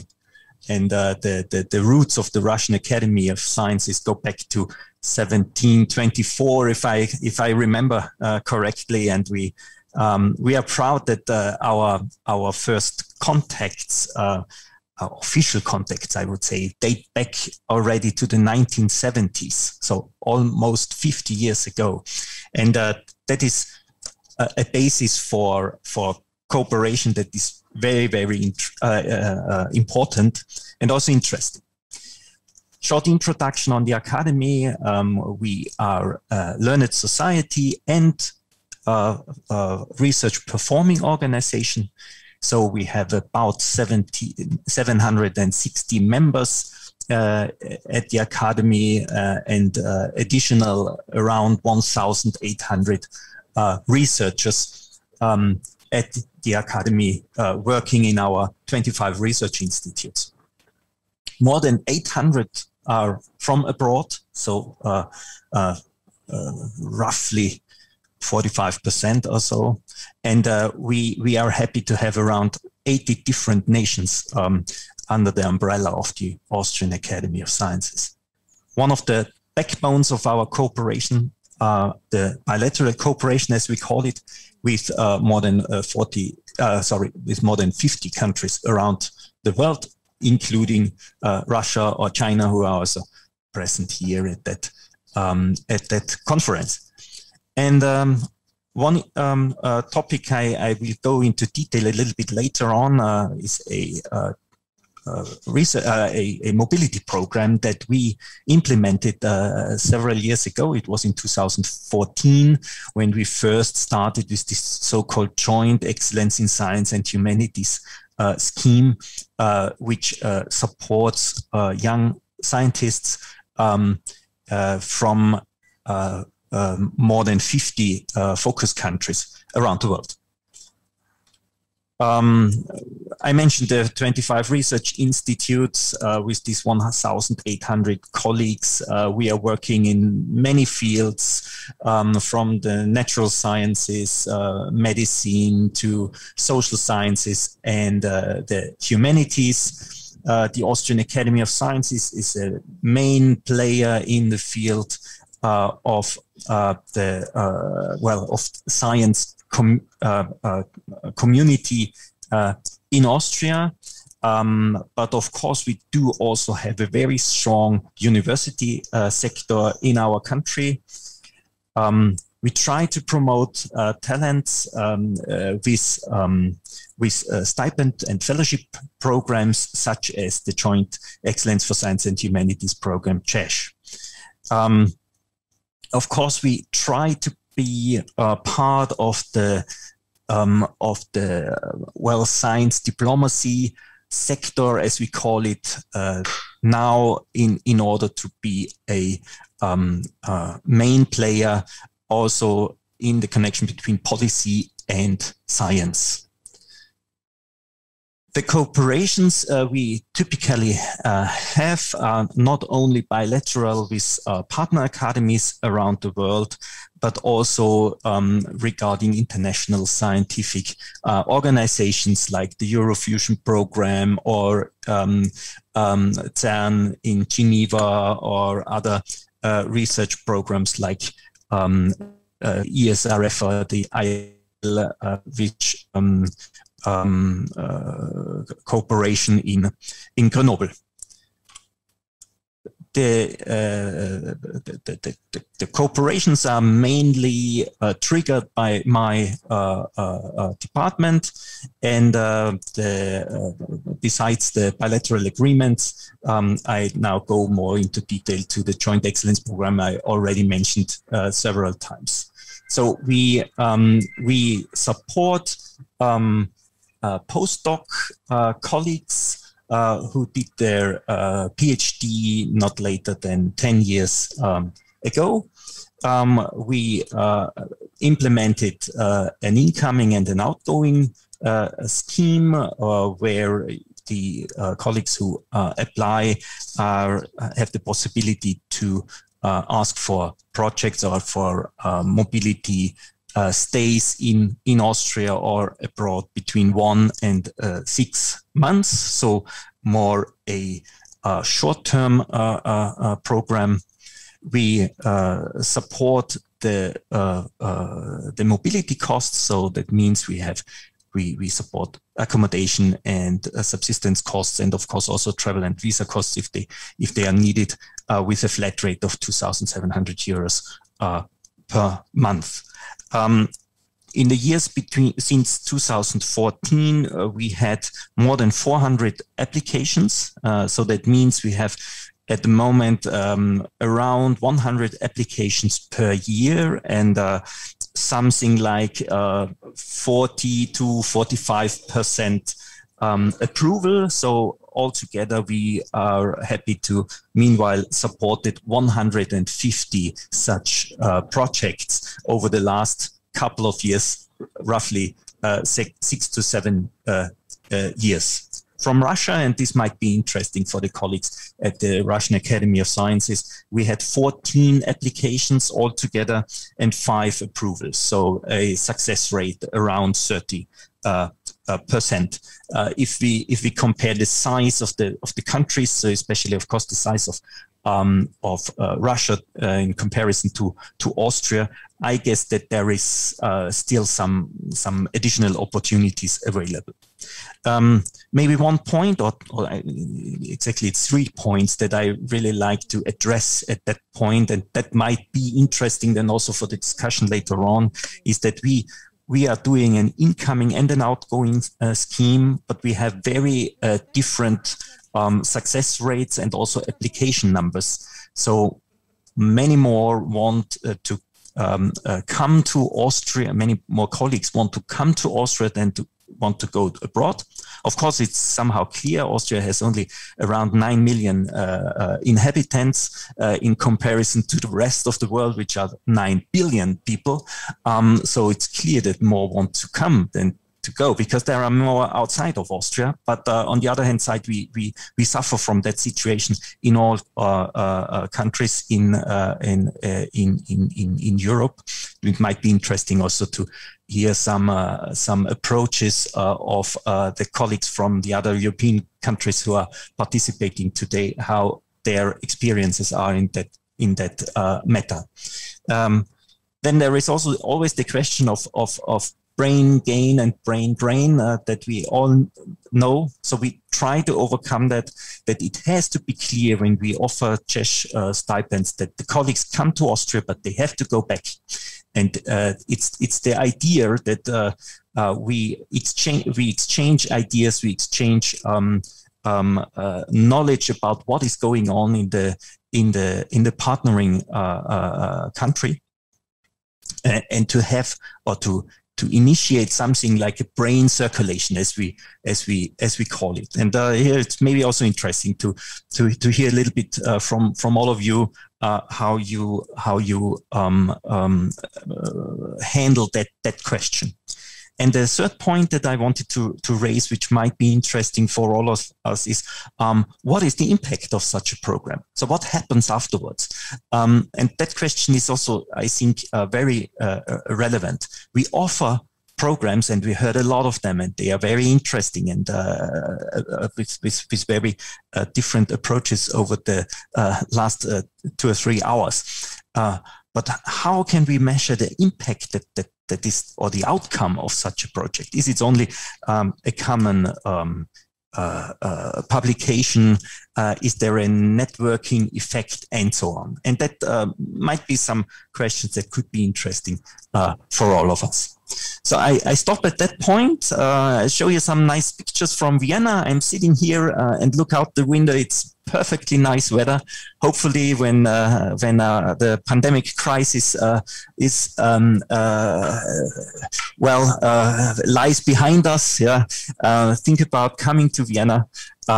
Or if you have further questions, don't hesitate to contact me. It's a pleasure to be here, and I'm very much looking forward to the discussion we will have later on. Thank you. For your brilliant presentation.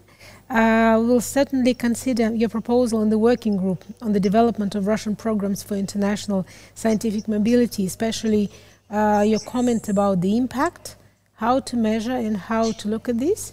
And also your presentation brought a very important point, how to match the program that Russia is developing now with the programs of our partner countries, so that we can look at jointly as a puzzle and work together. And as you mentioned in a presentation, that it will be interesting to look at the other European experience. We are now moving to our another strong international academic exchange partner in Europe, which is the United Kingdom. It should be noted that the next participant of our meeting is on, as we might say, a reoccurring speaker at international events of the Russian Academy of Sciences, which we are, of course, very happy about and very grateful. I now give the floor to Karen Mundell, Chief International Science Envoy at the Foreign, Commonwealth and Development Office of Great Britain. Professor Mundell will present a British perspective on academic mobility of scientists. And before giving you the floor, as usual, we will just see the profile on the screen.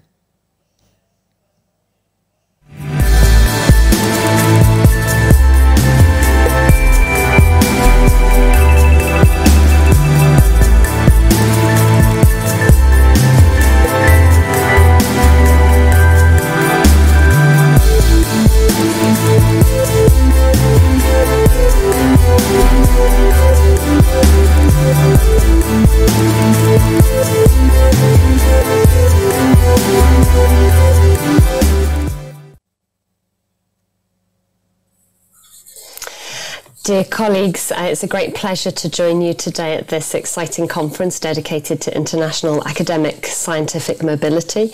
I have always been an international scientist, and by that mark, an international science diplomat. I have colleagues with whom I collaborate around with the world, and also in Russia. Many of my colleagues around the world with whom I collaborate, I've not actually met in person, and so it's been very interesting working in this COVID crisis over the last year and seeing how that has changed some of our working practices, and indeed how some of the innovations that we've been able to bring to the fore to really boost our international collaboration have relied on our technology as we are speaking to one another today. I'd like to thank the Russian Academy of Sciences for this exciting invitation and the opportunity to share the UK perspective.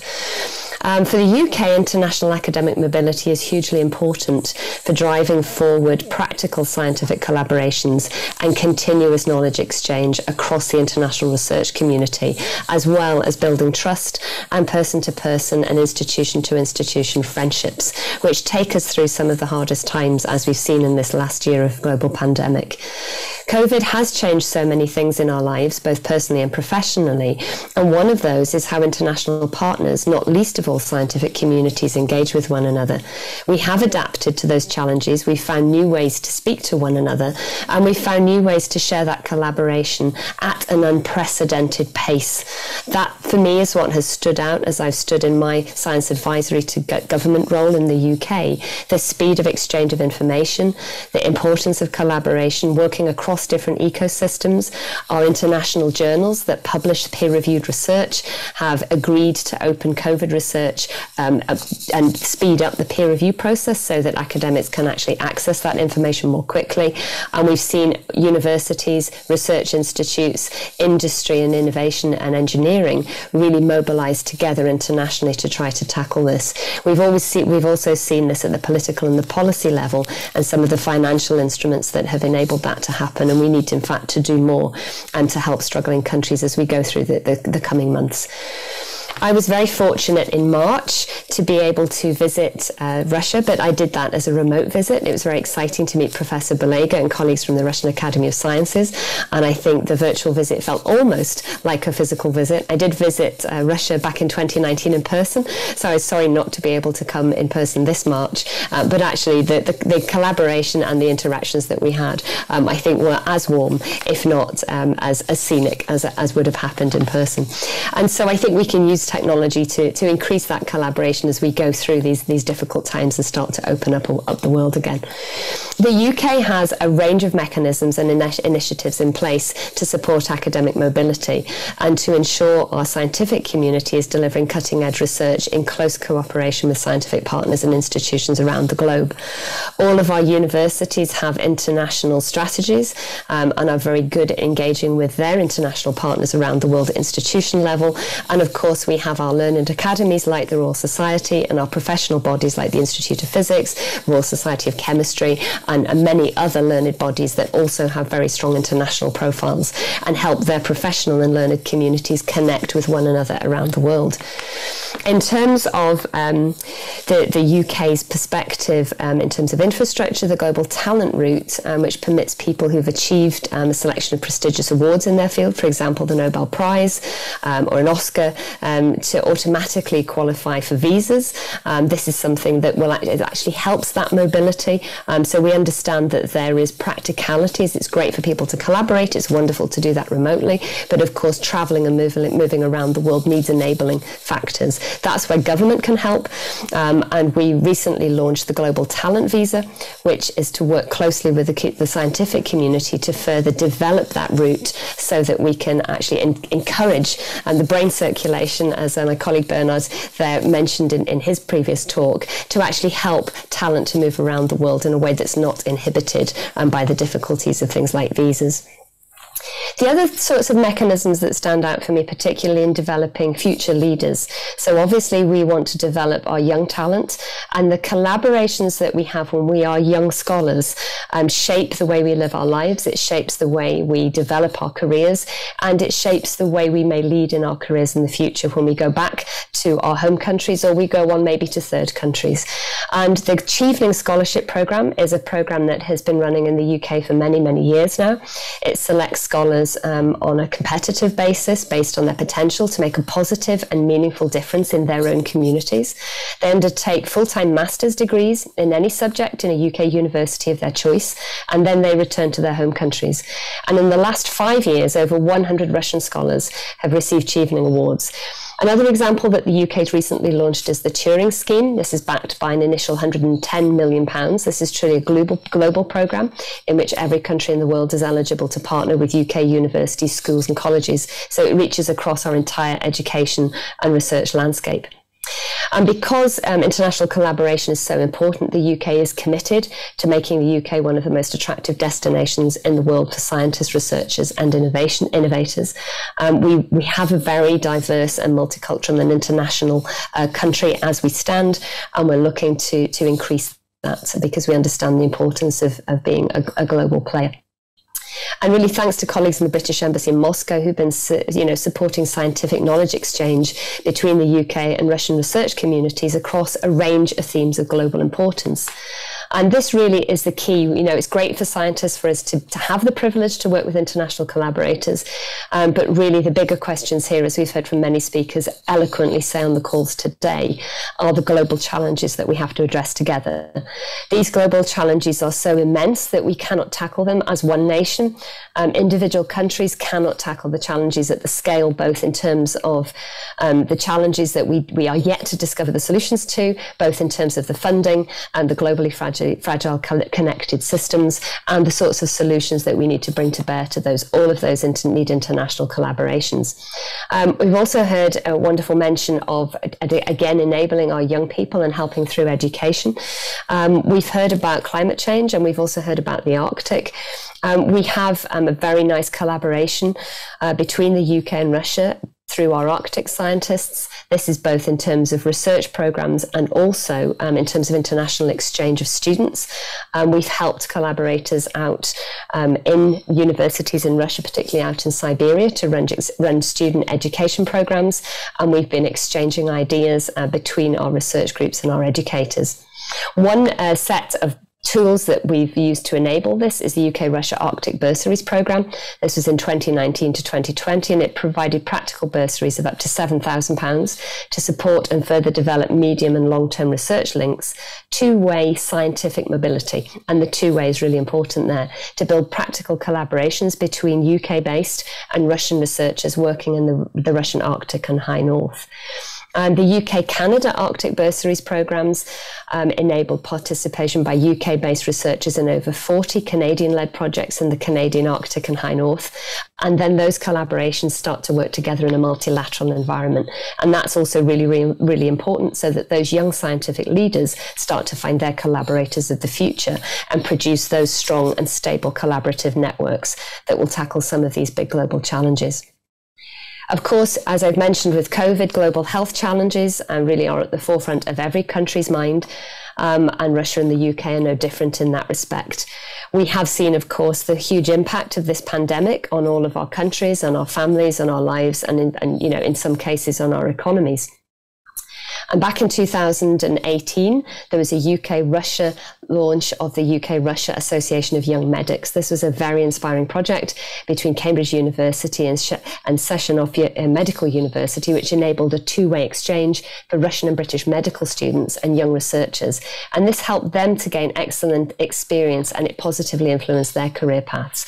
So that's another way that we can work internationally collaboratively, not just at the research frontiers, but actually sharing best practice, sharing systems thinking, and helping one another to take the knowledge that we have in our countries to that higher level, so that shared practice actually has impact. And then to finish with, I think building those trusted partnerships between our countries is incredibly important. At times of political difficulty, it's often our science diplomacy, which is where we keep our friendships, where we build trust between our countries, and we can put those really practical financial mechanisms on the table. We can help our policy teams to develop the mechanisms to help our scientists and our young academics travel to one another's countries or to engage bilaterally remotely. And ultimately, as we've heard before, to capture the impact of that, we can see that provides the stability that we need in terms of our thinking around the world. It helps us to horizon scan for future crisis, and it helps us to protect sustainable environments. I'm thinking from the deep ocean seabeds to outer space and to other planets. And of course, that would be something I would mention as an astrophysicist. I think in terms of the universe as a very large place, it's 14.9 billion years old, and we are a tiny, tiny planet in the global picture. And so I think, to be able to collaborate internationally as a species, we're able to conceptualize a universe, we're able to design and invent the engineering and the technology to study that universe, and we've discovered the mathematics and the physical laws that predict how that universe behaves. So I think together we must be able to collaborate, find the instruments that help our researchers and our innovators work together to solve some of the challenges that face us and our planet. Thank you. For your presentation. I think it will be correct, as you said, to intensify the practice of academic contact between our countries and make a special focus on the young scientists, on students, and also, as you mentioned about the regions, it will be great to make sure that our regions will be heavily involved. And I was very impressed by your strengthening the point of the both ways mobility. I think sometimes we forget about that, and this is a great importance to have this both ways. Allow me once again, thank you for the attention you give to the projects of the Russian Academy of Sciences. We know that your schedule today does not permit you to spend the entire session with us, and we will continue work of the session together with the representatives of the British Embassy in Russia. We'll be happy to do so. And thank you very much, and wish you all the best for your session. I have a couple of minutes for questions, but I didn't want to interrupt the session, so I'm very happy to let you carry on. Thank you. Thank you. We will definitely share all the presentation. I think we had a great presentations today, and we'll also share with the questions, and we'll be in touch, and definitely with your colleagues at the British Embassy. Thank you. At the end of this part of our conference, I give the floor to one of the members of the working group on the development of the International Academic Mobility Program for researchers, Deputy Head of the International Cooperation Department of the Russian Academy of Sciences, Olga Gluchovtseva. She will present our experience in implementing academic exchange programs and talk about new prospects, and also talk about the project, how the academic mobility new program in Russia can look like. Olga, the floor is yours. Thank you.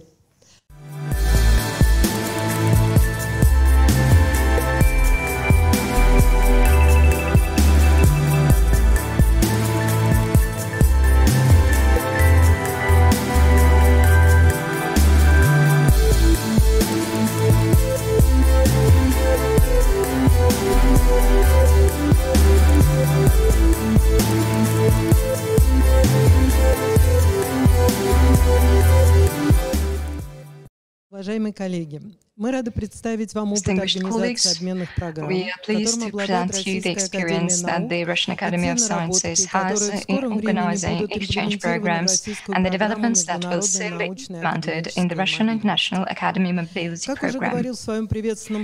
As academician, Alexander Sergeyev, president of the Russian Academy of Science, said in his welcoming remarks, this year a new academic mobility program for scientists will be introduced to the general public.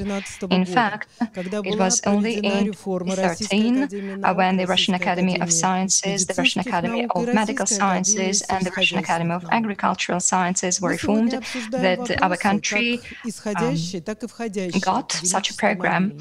Today we are discussing both outbound and inbound academic mobility for researchers.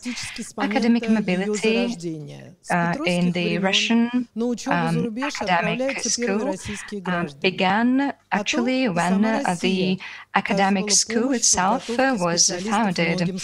From the time of Peter the Great, the first Russian citizens were sent abroad to study. Later, Russia itself helped many countries to train specialists. Early in the life of the Soviet Union, foreign students got the same rights as the Russian students, which contributed to the wide involvement of foreign nationals in Russian higher education and scientific organizations.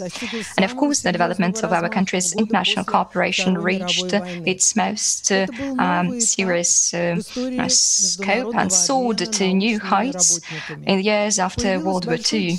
This was a new stage in the history of the international exchange of scientists, and a large number of scientific organizations and universities appeared which accepted foreign nationals for studies and internships. By the mid-1980s, the USSR ranked second in terms of the number of foreign nationals studied on its territory, and the USSR was bettered only by the United States. And Soviet research facilities graduated over 20,000 foreign candidates of sciences, and the main role was played by the Academy of Sciences of the by the USSR. And changes in the political situation in our country caused by the collapse of the USSR resulted in serious changes in the system of training specialists for foreign countries and the implementation of academic mobility issues for both foreign and Russian citizens. And unfortunately, in recent years, the term academic mobility in the Russian Federation has often been used to mean the issue of educational mobility for students. But in our work, however, we talk about the need to provide effective models for the mobility of researchers, including young scientists and postdocs. Moreover, research materials in Russia mainly deal with the mobility of students and sometimes of university teaching staff. We should cover not only the university staff, but also scientific organizations, and in some cases, it is primarily academic organizations. And here, all the participants of today's conference are like-minded people. And we cannot say that the Russian Ministry of Science and Higher Education does not make efforts to solve the issues of academic mobility of researchers, but it is often a response to the proposals from our foreign partners. But foreign partners themselves are waiting for proposals from us as well. Mobility issues are always a two-way street, and in our country, universities themselves organize mobility programs for researchers, and only a small part of scientific organizations have such programs. We will partly fill the existing gap and offer a program that will take into account the interests of both Russian and foreign researchers who are interested in working together with Russian colleagues. The new program should promote the sustainable development and the competitiveness of the Russian science in the global scientific and educational space through creating of international alliances, including international and inter-institutional, as well as the development of networking and academic mobility. The target group of this program will be master students, postgraduate students, medical residents, PhD candidates, researchers, and specialists of scientific organizations, as well as educational organizations of higher education. In fact, the program will ensure the development of international academic mobility in Russia to organize joint research, network projects and programs, exchange scientific ideas and best practices in order to improve the competence of scientists from our country, as well as scientists from foreign countries participating in the activities of the program. We are confident that together with our foreign partners, we will be able to ensure the participation of the Russian scientists in research activities abroad, including by facilitating Russian scientists' access to unique foreign scientific infrastructure facilities, such as mega-science facilities and installations, as well as unique scientific collections and databases. Will promote the involvement of foreign scientists in research and educational activities carried out by the Russian scientific organizations and educational organizations of higher education, including using the Russian scientific infrastructure. We have provided for bilateral and multilateral exchanges under the program, including equivalent exchanges. That is, when foreign scientists come to Russia, live here and work here at the expense of the host country, and vice versa, when Russian scientists come to foreign countries under the same standards. Of course, such type of exchange programs should be discussed in a bilateral format with our partners. There is a special part of the program which is devoted to organizing internships and advanced training for Russian researchers abroad and foreign researchers in the Russian Federation. In addition to that, the Russian Academy of Sciences will promote the participation of Russian researchers in the activities of international organizations and events of an interstate and intergovernmental nature. This is true for support for national committees of international scientific organizations. We need to ensure the support for activities of international research teams and scientific units on the basis of Russian and foreign scientific and educational structures. The program provides for different formats of work.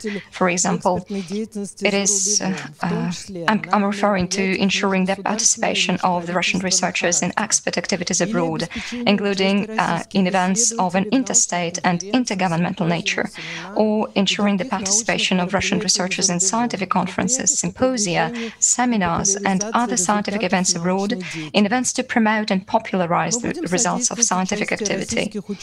We will promote the participation of Russian scientists as trainees in international scientific schools abroad and of foreign researchers in such projects in Russia. The program provides support for Russian scientists who travel abroad to give lectures and for foreign scientists who come to the Russian Federation to give lectures, including as part of international scientific schools. We will provide for short and long-term internships and advanced training programs for Russian researchers abroad and foreign researchers in Russia. As I mentioned earlier, we intend to organize short and long-term trips of Russian scientists abroad to conduct scientific research and ensure access to unique scientific resources, equipment in unique collections, and so on, including the participation in expeditions and field research. And of course, it's very important to support the participation of the Russian specialists in the work of international scientific organizations, centers of excellence, and centers for international scientific and technical cooperation. Evidently, the question of funding of such programs is quite acute, and we assume that we will attract the financing and work with the funds of development institutes, state and private corporations. Dear colleagues, this program is being developed not only by the Russian Academy of Sciences. Experts from the country's scientific organizations and universities, ministries and departments are involved. My colleague, head of International Cooperation Department, Sergei Malenko, is the head of the program development team. We will be glad to receive additional suggestions and the constructive criticism of our developments. And beyond debate, we invite all the stakeholders, all the parties concerned to cooperate. Thank you for your attention. Thank you, Olga. That was a great presentation about the program that is going to be launched in Russia. I think you set up the floor to some points of discussion. Let me propose, colleagues, to do the following. I would recommend some of the questions that we can address, and I'll be happy to give the floor to any of the speakers. Let me start with the following question. What problems do the organizers of academic mobility face when working with Russia? What do we need to pay attention to? Is there anything that we can change, from your opinion? And what should be considered when we have the bilateral programs so that they can match each other? I know that there are some points which already was mentioned in this by Professor Han Malek. It was also mentioned by our Austrian colleague, by Bernhard. I propose that you start the discussion with that. Would you like to say a few words? Yes, why not? Yeah? Yes, why not? Please thank you for the invitation to start the discussion. I mean, it's always very hard to give advice to colleagues or to accept advice on the other hand side. Yeah. So one of the really central issues I would like to raise once more is the question of what impact does a exchange program, or maybe even any measure we take in the field of internationalization, have in our home country and in the partnering country. Sometimes I had the impression over the last couple of years that we are forced by various framework conditions, I would like to say it like that, to distribute reports on numbers of people who participated, on numbers of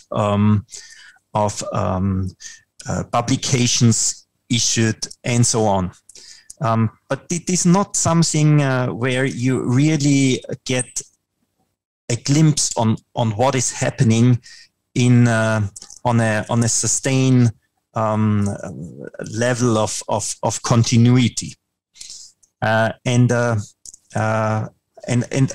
would like to just bring that in. Maybe we do not have an answer on that question, but maybe we have the one or the other approach. So what we do at the Austrian Academy, and I come back to the CESH program I introduced in my talk, is to raise the issue of what will be the impact of the proposed project to the partnering countries. So to Austria and Russia as an example, but also to other focus countries we do have. So we asked that already in the application. Yeah. So we have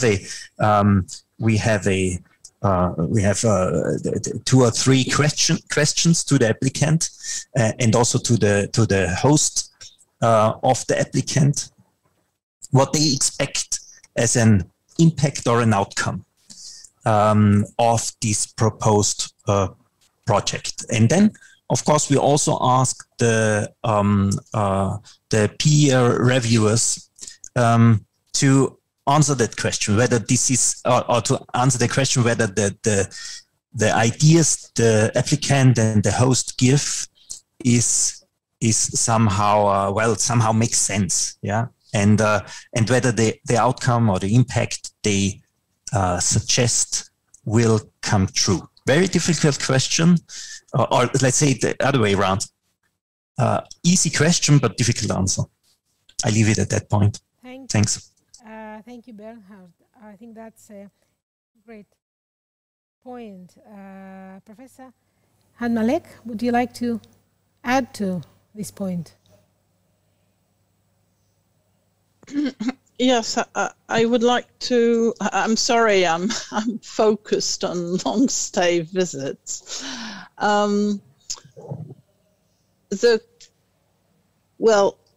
When we established an international lab, it's often the end point, I would say, of a very long process. There's been collaboration sometimes for many, many years, and more structured collaboration.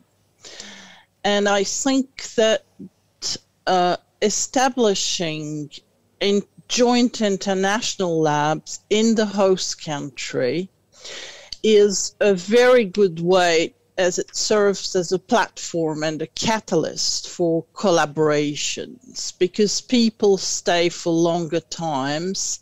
They both know the communities. There are Russian scientists working with scientists from France. So both of them know their community and can network better than just visitors that come for 2 or 3 months. And what's happening, at least for our case, as you know, and I didn't explain, but the permanent scientists in France are all civil servants. So there are certain laws applying to civil servants.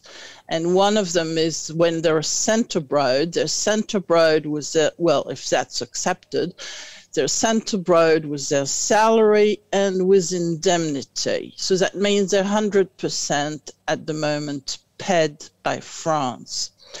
What's happening if we cannot find a way to get the correct visa for them is we will close all our established international joint labs, because there's no way at the moment we can send our civil servants abroad and they receive, I would say, a salary at the same time, as a salary from France.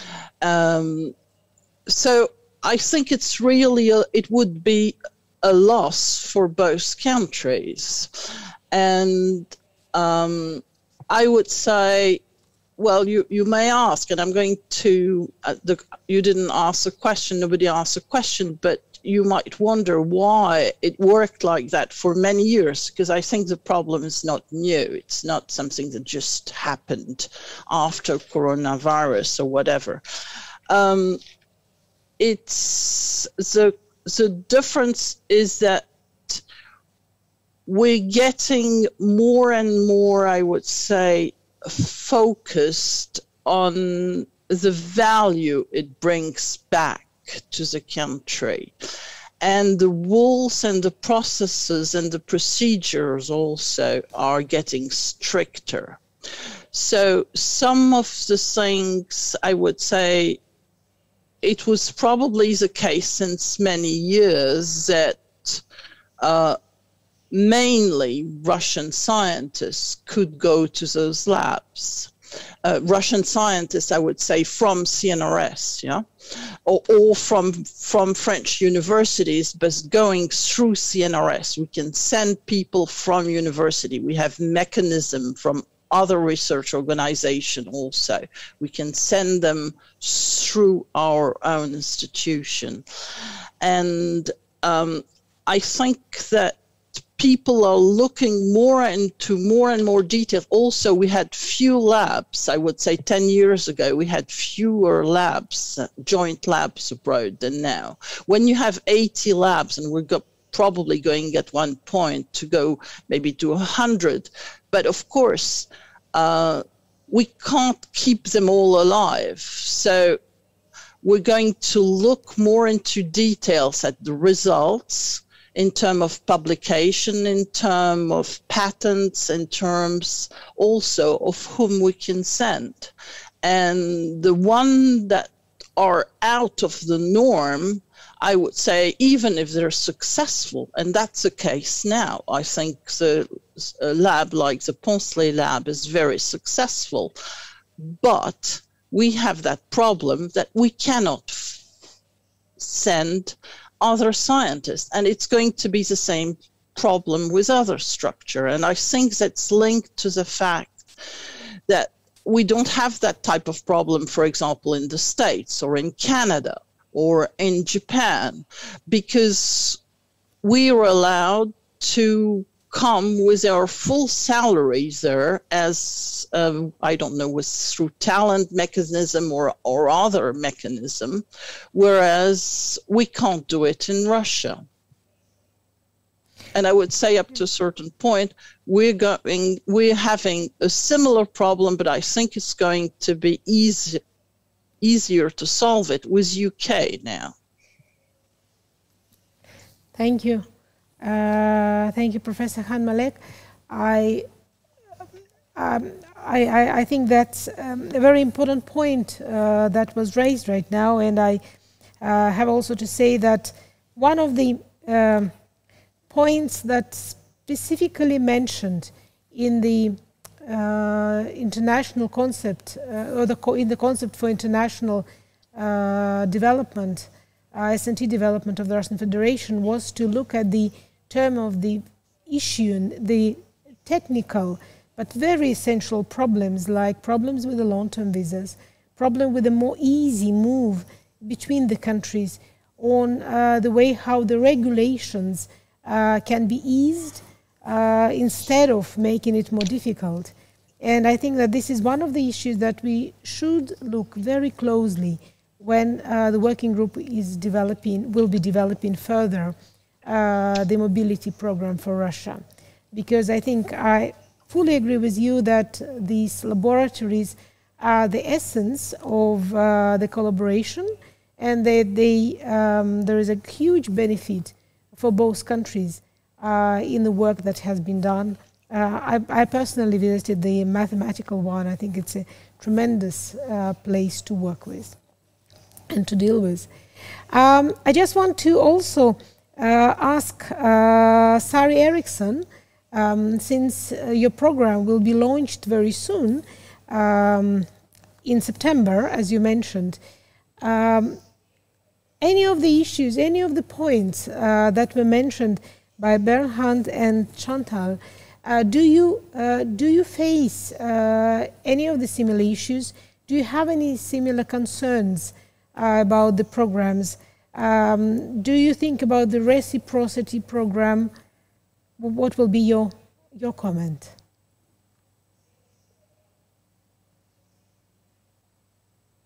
Yeah, thank you very much. And once again, I really want to thank Academy of Science for inviting Finland here to be present as well for this conference. I think this is very important and interesting discussion that we are having here.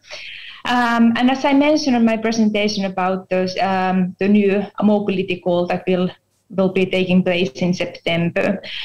This is something that we have yearly. So this is yearly. The Academy of Finland has this call for academic mobility, and there are approximately 70 researchers from Russian side and the Finnish side are using this as an instrument for doing research in each of our countries. So this has been very important. We used to have years ago. We used to have this together with the Academy of Science, and now we are very happy that the Academy of Science has this working group, and you are also planning to new mobility program. As we see that that's very crucial, and it's very important between our countries. We don't have so many joint research calls yearly. We have very few number of those, maybe 5 joint research calls between the Academy of Finland and with organizations in Russian side. So it's not so huge, but those mobility programs and mobility between the research, this is something that we are really appreciating from the Finnish side. And also what I would like to mention here are those other instruments, not only those instruments that we are having, but for instance, those mega grants funding instruments that the Russia is having. That's very important. And this is something that we are very happy that we have those, and we can see that, for instance, those flagship programs that the Academy of Finland has, we have professors who have grants from our Academy of Finland flagship program, also from the mega grant. So I really see that this is something that really increased the cooperation in research between different countries. So we really appreciate that. And also those discussions about visa issues, how this is something that we currently are trying to do at the Ministry of Education, because we how to smoothen those, make it more flexible for researchers. For instance, in this mobility call, we have these short-term periods that the researchers can use not only for longer term but also for the shorter term. So this crossing the border would be as easy as possible. So we really, for us, this mobility and people-to-people connection between researchers, that's very important, and we are very, very pleased to discuss further on with the Academy of Science and collaborate on that field. Thank you. Thank you. Thank you, Sari. This is a great comment. We will definitely also take this in consideration, and we'll be happy to discuss further activity that we are doing in the working group preparing the Russia program together. I also would like to make sure that we have the floor from Germany and say a few words from the German perspective about first of all, I would ask to speak about the impact, because I think usually you are definitely measure the impact. So, and I think Professor Plöngel raised a very important point about, should we change the impact? Should we do it differently? What's your perspective right now?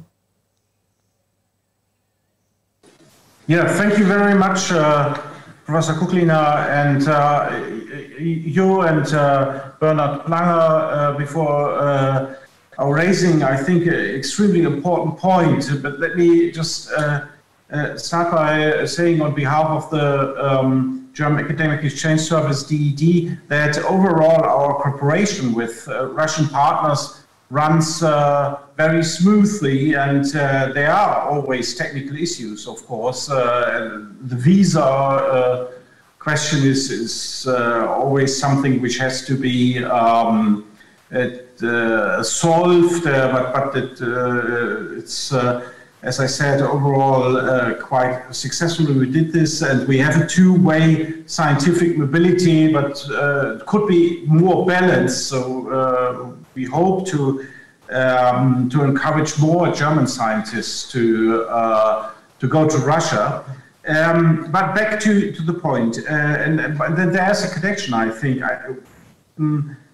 We have to raise the strategic profile, I think, of our already successful cooperation to strengthen the outreach of the results. We do this, of course, by regularly evaluating our project funding and our scholarship programs, but this is more for reporting back to the government which funds our programs. I think it would be very helpful if we could jointly have an even greater outreach in the scientific community and demonstrate how we, with our programs, first of all, of course, strengthening the capacity and the results of the involved academic institution, but also tackle the, this was mentioned today, the global challenges we all share in our country and which we have to tackle together. So we have with our Russian partners the German-Russian roadmap, which is extremely important, I think, but this has to be sustained, this strategic approach by bottom-up activity, and there I see a lot of things we could do in the future. Joint events, activities to highlight this even more. Thank you. Thank you, Andreas. This is, I think, great proposal to do the joint events. And I think the joint event to raise the profile for these programs will be very happy and ready to do so. Let me now move to slightly different questions. I mean, they all, as you know, interlinked in the mobility programs. But let me raise the questions that might not. I will put them together, although they might look different. But on one hand, when we structure the program now, we're looking at expeditions, field research, summer or winter schools, and the question is how long they should take, first of all, and second, what period of time for budget planning should be allocated in the preparation for academic mobility program. So what should we give on one hand? And on the other hand, I will bring, that might look a slightly different question, but we now live in the COVID time. I hope we will overcome soon, but definitely the mobility program was very significantly influenced by the situation in the world. Now we come to the idea of virtual mobility. We know that when we speak today about the research infrastructures, and currently we have this huge project Kremlin Plus between the European community and the Russian Federation on the development and interlinkages between large research infrastructures of our countries. So the question that comes here, that we, in this time, we can use the virtual experiments in these large research infrastructures. So what about the virtual mobility? What do you think? Is there any essence, does it make sense to speak about virtual mobility? What then should we do together when we speak about the virtual mobility, and how to do this best? And what is the general attitude you have towards the virtual mobility? Now I'm just open the floor. Any volunteer to give the first profile, the first opinion on that? Yeah. What, Professor Plunger, shall we give the floor again to you first, Berhard? Depends. You are the master of disaster here. No, I mean, if you allow me, I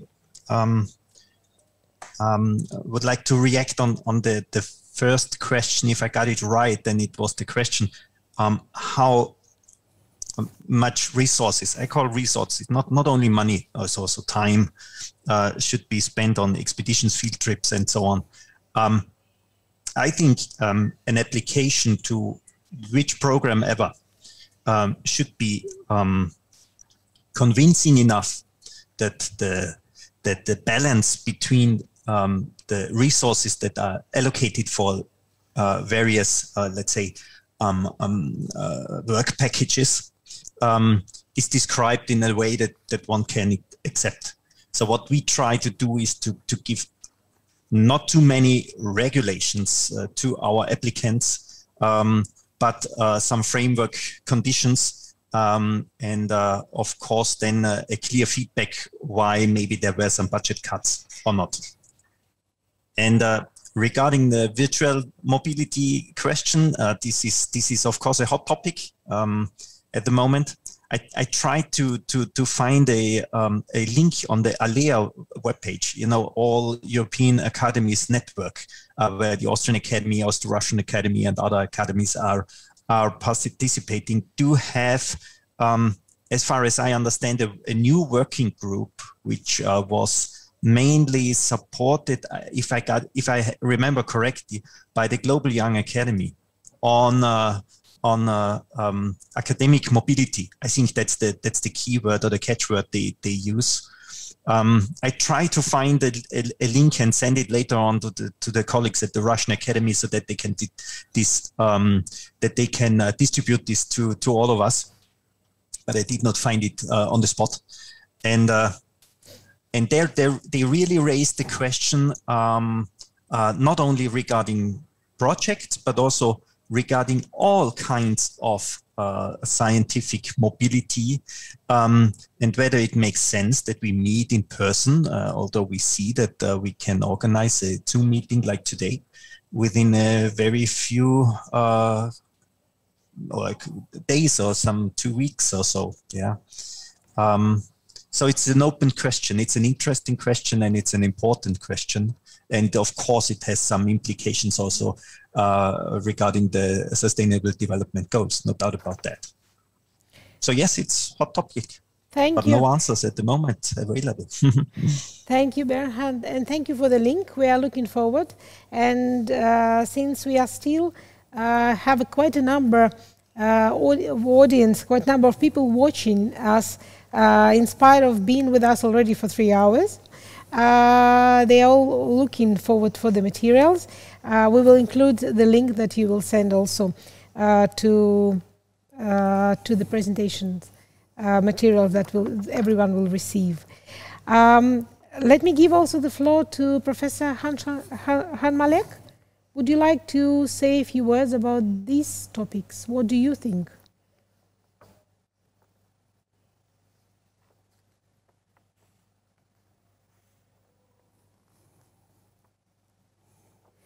Yeah, yeah, yeah. Are you with us? Yeah. Would you like to comment about either the virtual mobility? We were discussing two topics. One about the virtual mobility. Does it make sense? Yeah, virtual mobility. I think it's good to go towards a hybrid form. That means virtual mobility, yes, but not only virtual mobility. For everything, even for meetings, I would say, of course, for lab works or whatever, nothing replaces, I would say, like you were saying, expedition fields, even working in a lab with colleagues or whatever. But even for meetings, I would say, because there's always, I would say, the formal part, which is what we're doing now, but there's also, and that's as important in many meetings, I would say, the informal part, what people talk about near the coffee machine or just in the corridor or whatever, or at a dinner. And those links are not replaceable. And often, I would say, you can either, you can have scientific discussion, you can have strategic discussion, it builds trusts also. You know people more. We're only having, I would say, through a virtual meeting, and well, everybody knows it. We only have one fraction of what's happening in a normal meeting. So, so that's about it. I just want to go back to maybe funding. Well, that was my second concern was, what's going to happen with all the, I would say, with up to a certain point, the disappearance of the RFBR right now. Who is going, or what mechanism is going to cover up, if any, for all those funds for small mobility? I don't see any at the moment in the landscape, in the Russian landscape. Yeah, thank you. Thank you for your question. I also remember you had this question in your presentation as a concern what happens with the ongoing projects.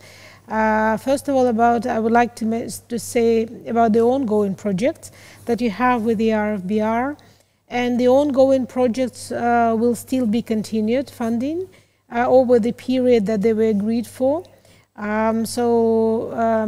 won't be stopped right now, this year or next year. So all the projects that were selected and agreed for receiving funding for 2 years, 3 years, they will still be ongoing, and that will take place this year and next year and the next year until the end of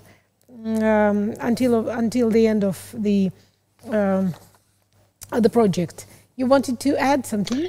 I'm sorry to interrupt. Yeah. That sounds like true for the small project, the Explorer projects. For the other, there were competitions every year, and those competitions are not going to take place any longer.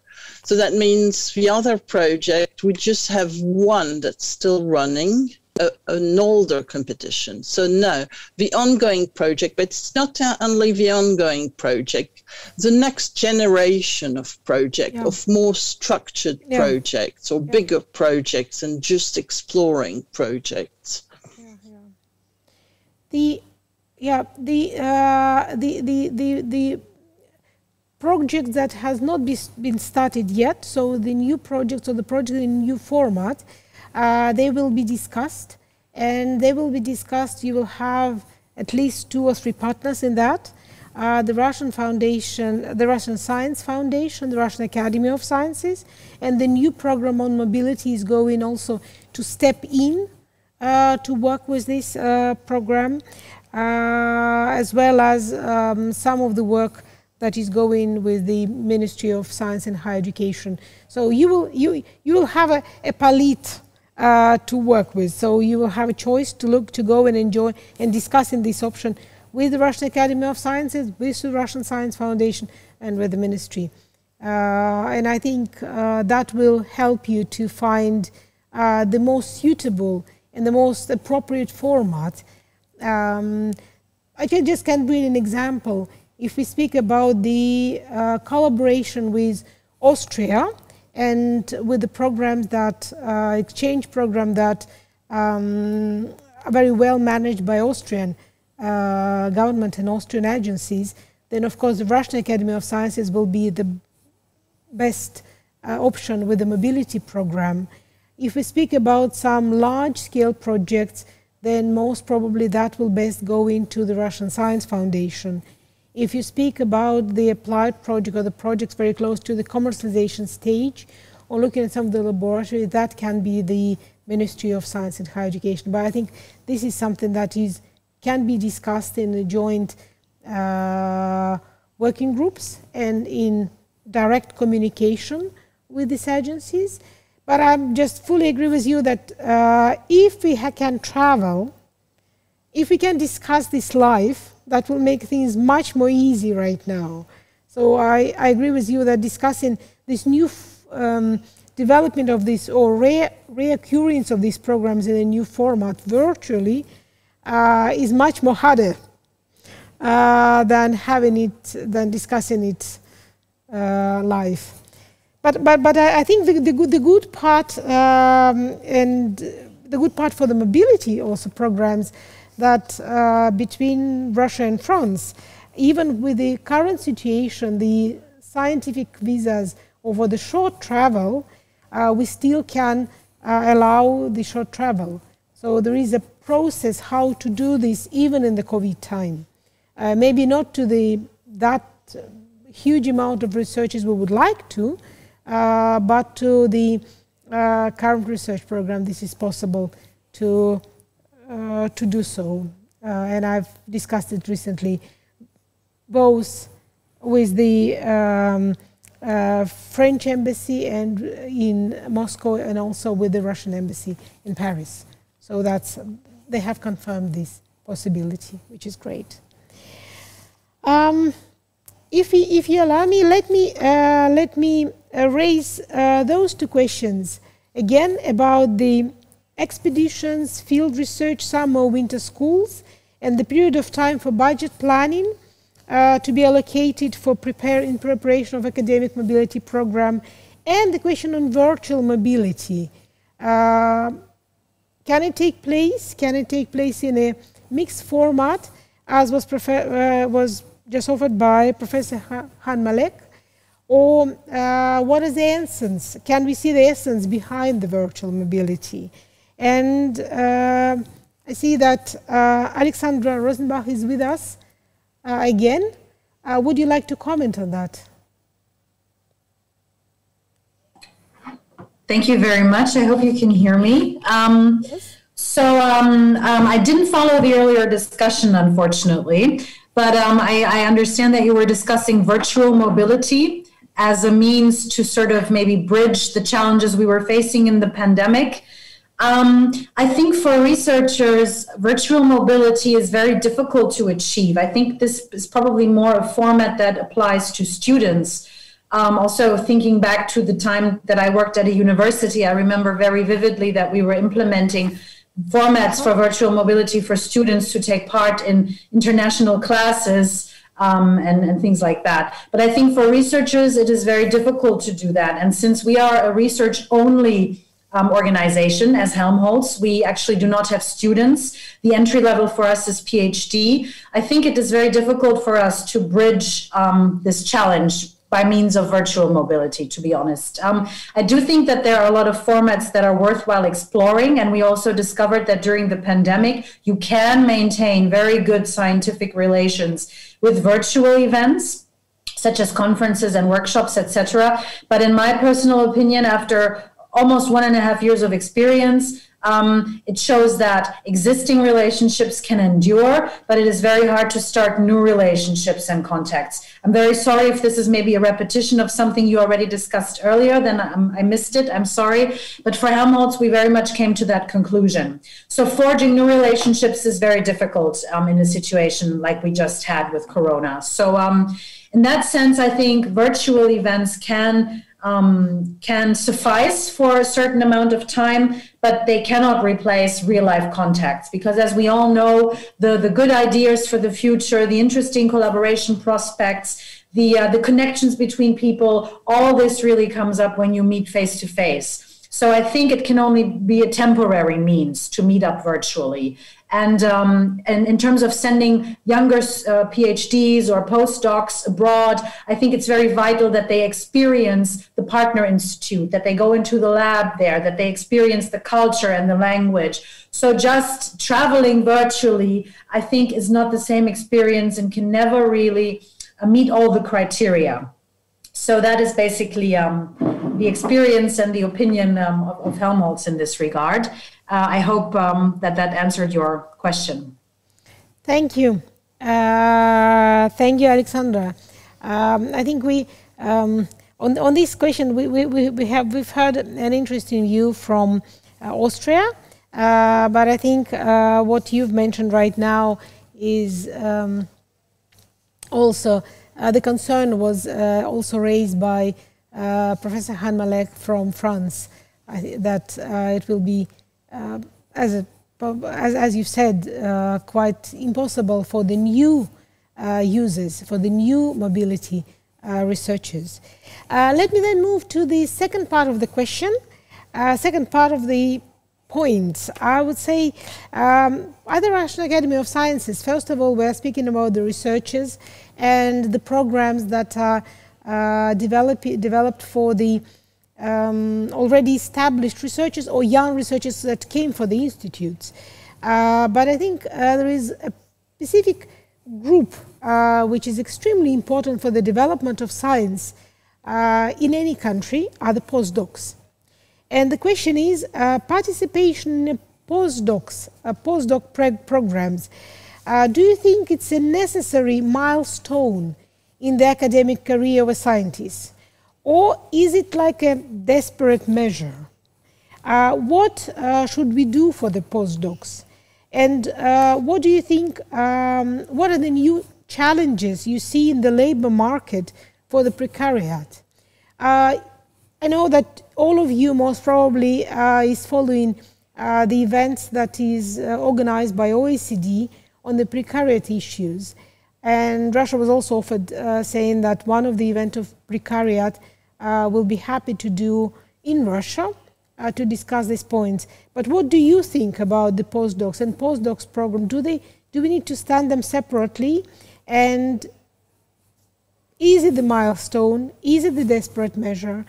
I'll be very happy to give the floor to Sari Eriksson, and also then to the Andreas later, because I think that you are the person to say a lot about that. But let's first give the floor to Sari Eriksson.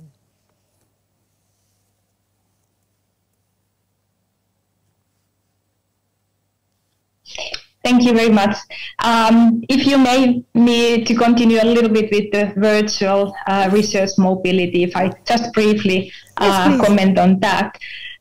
Yes, sorry for getting back to this. I agree with Alexandra. I see that that's the virtual mobility cannot really replace the physical mobility. But at the same time, I really see that that will be the future for us, as we are now seeing this digi-native generation who has been already doing schooling for 1.5 years in some part of the world only virtually.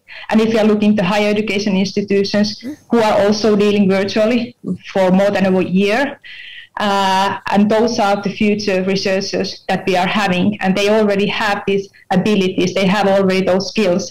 So I believe that that will be in the future, that there is no way for getting back those days we had before the pandemic.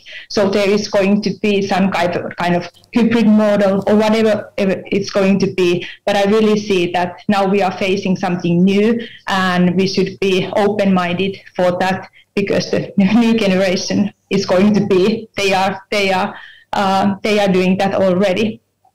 And also from Finnish perspective, we have those mobility and international programs for higher education cooperation. And for us, this virtual path, virtual mobility is already included in there. So there is, that's already the starting point for the international collaboration. And I really, of course, there are fields, research fields, where the virtual mobility is more difficult than in other fields, but still, I think that we should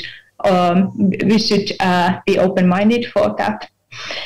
And the question now, if I get back to this question about the postdocs, for instance, in Finland, for the Academy of Finland, it made changes some years ago, and they are, at the moment, they are not funding any more doctoral research that they used to do before. So the focus is getting more on the postdoctoral research funding. So this is, I can see that there is the change is going on, and there is more funding going from governmental funding going to this postdoctoral research, and at universities they are themselves funding the doctoral research.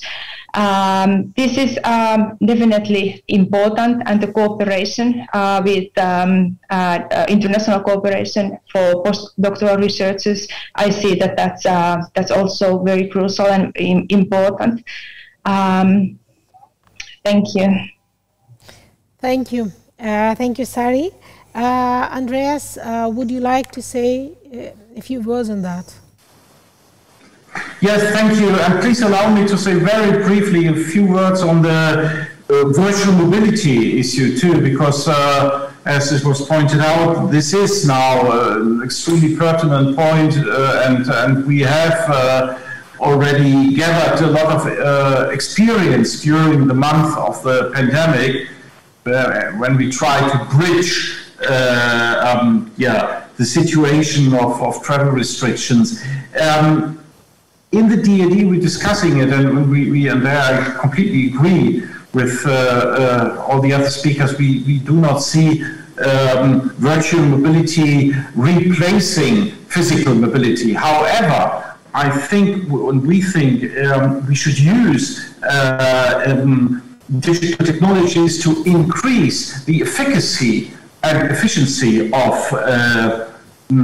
physical mobility in terms of using these technologies to organize a better preparation for physical mobility, to have seminars in digital format before the actual mobility takes place. And this, of course, requires more flexibility in our programs as well. And at the very moment, we are working on that to come to, and this word was used, hybrid or blended formats of mobility and support for scientists.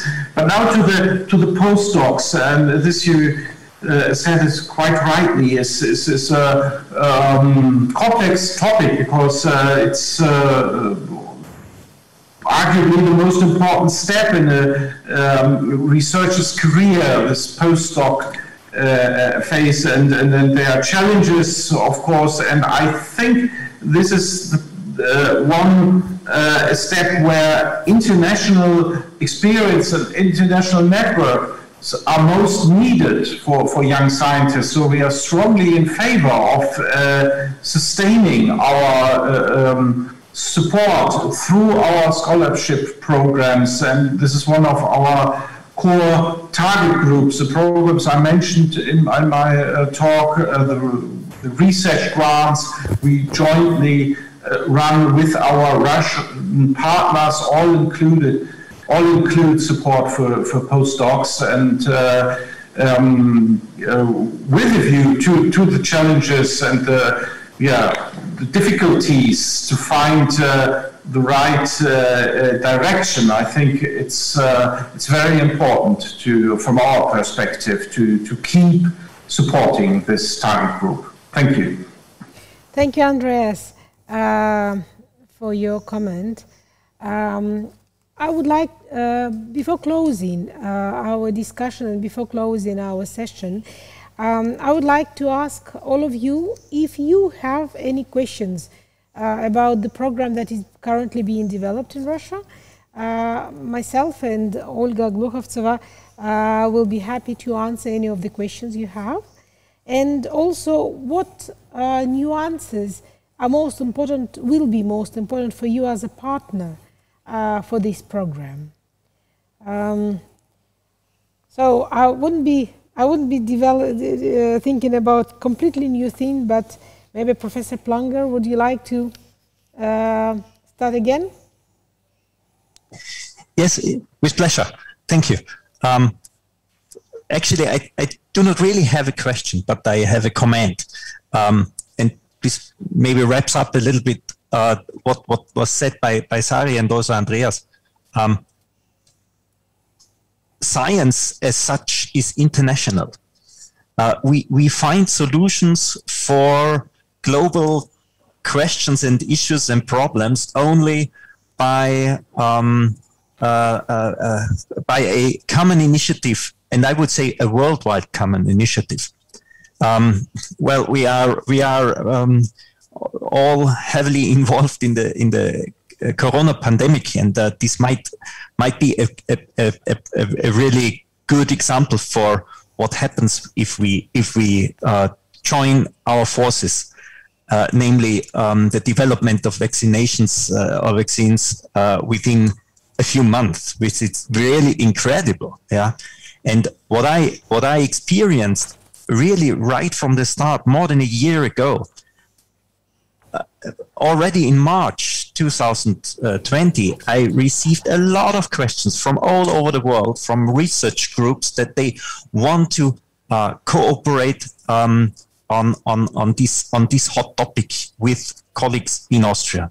And I mentioned that earlier, Austria is a very, very small country. So we are forced to join forces with our partners worldwide. So this is maybe more a comment and not so much a question. And of course, this I could also formulate it in question, namely, how will you approach this issue in the programs that are planned in Russia? So I could formulate it also in a question. And a second point that I also mentioned in the chat at the very beginning is that I would be really extremely interesting in these key documents that were mentioned at the very beginning, because on the Russian side, which are, as far as I understand, also documents issued by the Russian government. So that is always very interesting, because I'm convinced that research and research organizations like academies are strong because of their autonomy. And this is very, very important in order to be very clear on the definitions of topics that should be approached. And the sustainable development goals are a very good frame where one could orient a program to, I suggest. So no real questions, but more comments from my side. Thank you. Thank you. Thank you. Thank you for a valuable point. I think that, and this is a good question for us now to think while formulating the program. We have, in Russia, we had a very good experience within BRICS program when we started with the joint programs, which was not an easy part, but we managed to do so. Multilateral programs, but now we are coming to the format of a global program. So we're basically looking for the project or some programs that neither of us can implement by ourselves. So, or those part of research, those areas that we can achieve only by joining our efforts together. Clearly, either because of necessity of use different equipment at different territories, or because the challenges that exist within the programs force us to join the forces for technological development. I think that's also partially answer, but we still are in the very beginning to think how to implement this and how to think this within the mobility program. Thank you for the comment. Let me then ask Professor Han-Malek, would you like, I know you've already asked questions, but maybe you have some other questions, or I actually wrote down everything you've mentioned, so we'll try to force an answer maximum. Would you like to add anything? Well, I think that's important. You were talking about global program, and I think they're very important. But again, it's a bit like with virtual relation versus real relation. I think bilateral relations are also important. Multilateral programs are very, very important to solve very big challenges, but also to have a good linkage bilaterally can add and do a better and more efficient multilateral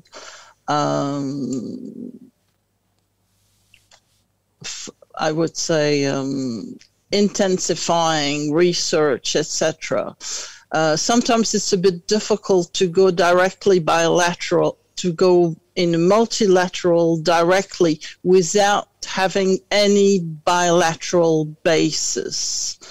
I'm always emphasizing bilateral, not versus, but as complementary to multilateral. Thank you. Thank you. That's my comment. Thank you. That's a very important point. It reminds me about our great experience of French-Russian collaboration in Antarctic. especially on the ice research. And it's also one of my dreams to do in the future, my personal dream is to make sure that at some point the big track that was developed by Nizhny Novgorod University in order to move in the Arctic, Antarctic, but in the ice. It has already several thousand kilometers of track within Russia in very unusual and very difficult conditions in Yakutia, in the very north. And my dream is to make sure that maybe once this track that can start at -60, because there are great technical discoveries on how to use two engines and with very special technical things that they've set up, so that it can join the French expedition going to a new station in the Antarctic, which I think takes the longest to take from the sea to the station. So I hope that this we can do in bilateral programs, and I hope we'll do this in the near future, because I think that will be a good example of our joint bilateral collaboration. Let me move further with the questions that you might have.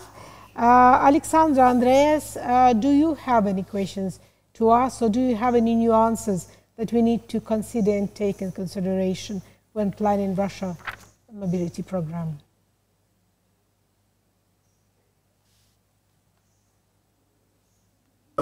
Yeah, then I'll start. Thank you very much, and I don't have an actual question, but I would like to comment on today's conference and the result, and I was delighted to be invited, and I'm very grateful for the open, inclusive approach of with your development of the new program, and I would be delighted if you continue to share your experience with us, with all the other stakeholders, your partners, and the international scientific community. I think we will all benefit from it very greatly. Thank you very much indeed. Thank you, Andreas. Sari, do you have any questions? Would you like to say a few words? Thank you. Yeah, I really, also what Andreas was mentioning, I'm very pleased and very grateful to be here today. It has been a pleasure to be here and present Finland. And also this is such a good start for taking all of us and having this discussion. So I really have strong belief that this process is going very well in cooperation. And I'm looking forward to hear more how in which direction this working group is deciding to go with the program. So I'm really looking forward to continue our cooperation and discussion, and I believe that it's going to be very fruitful. Thank you. Thank you. Thank you, Sari. I would like to thank all of you for this discussion. I can promise that the Russian Academy of Sciences will send you all the materials, and we'll definitely be in touch with you so that you can look and see all the steps of the development of the programs. And if during the development of the programs you will have any comments or any issues or any concerns, we'll be very happy to answer. Thank you. I think with this we will close. Thank you. Thank you very much. Thank you.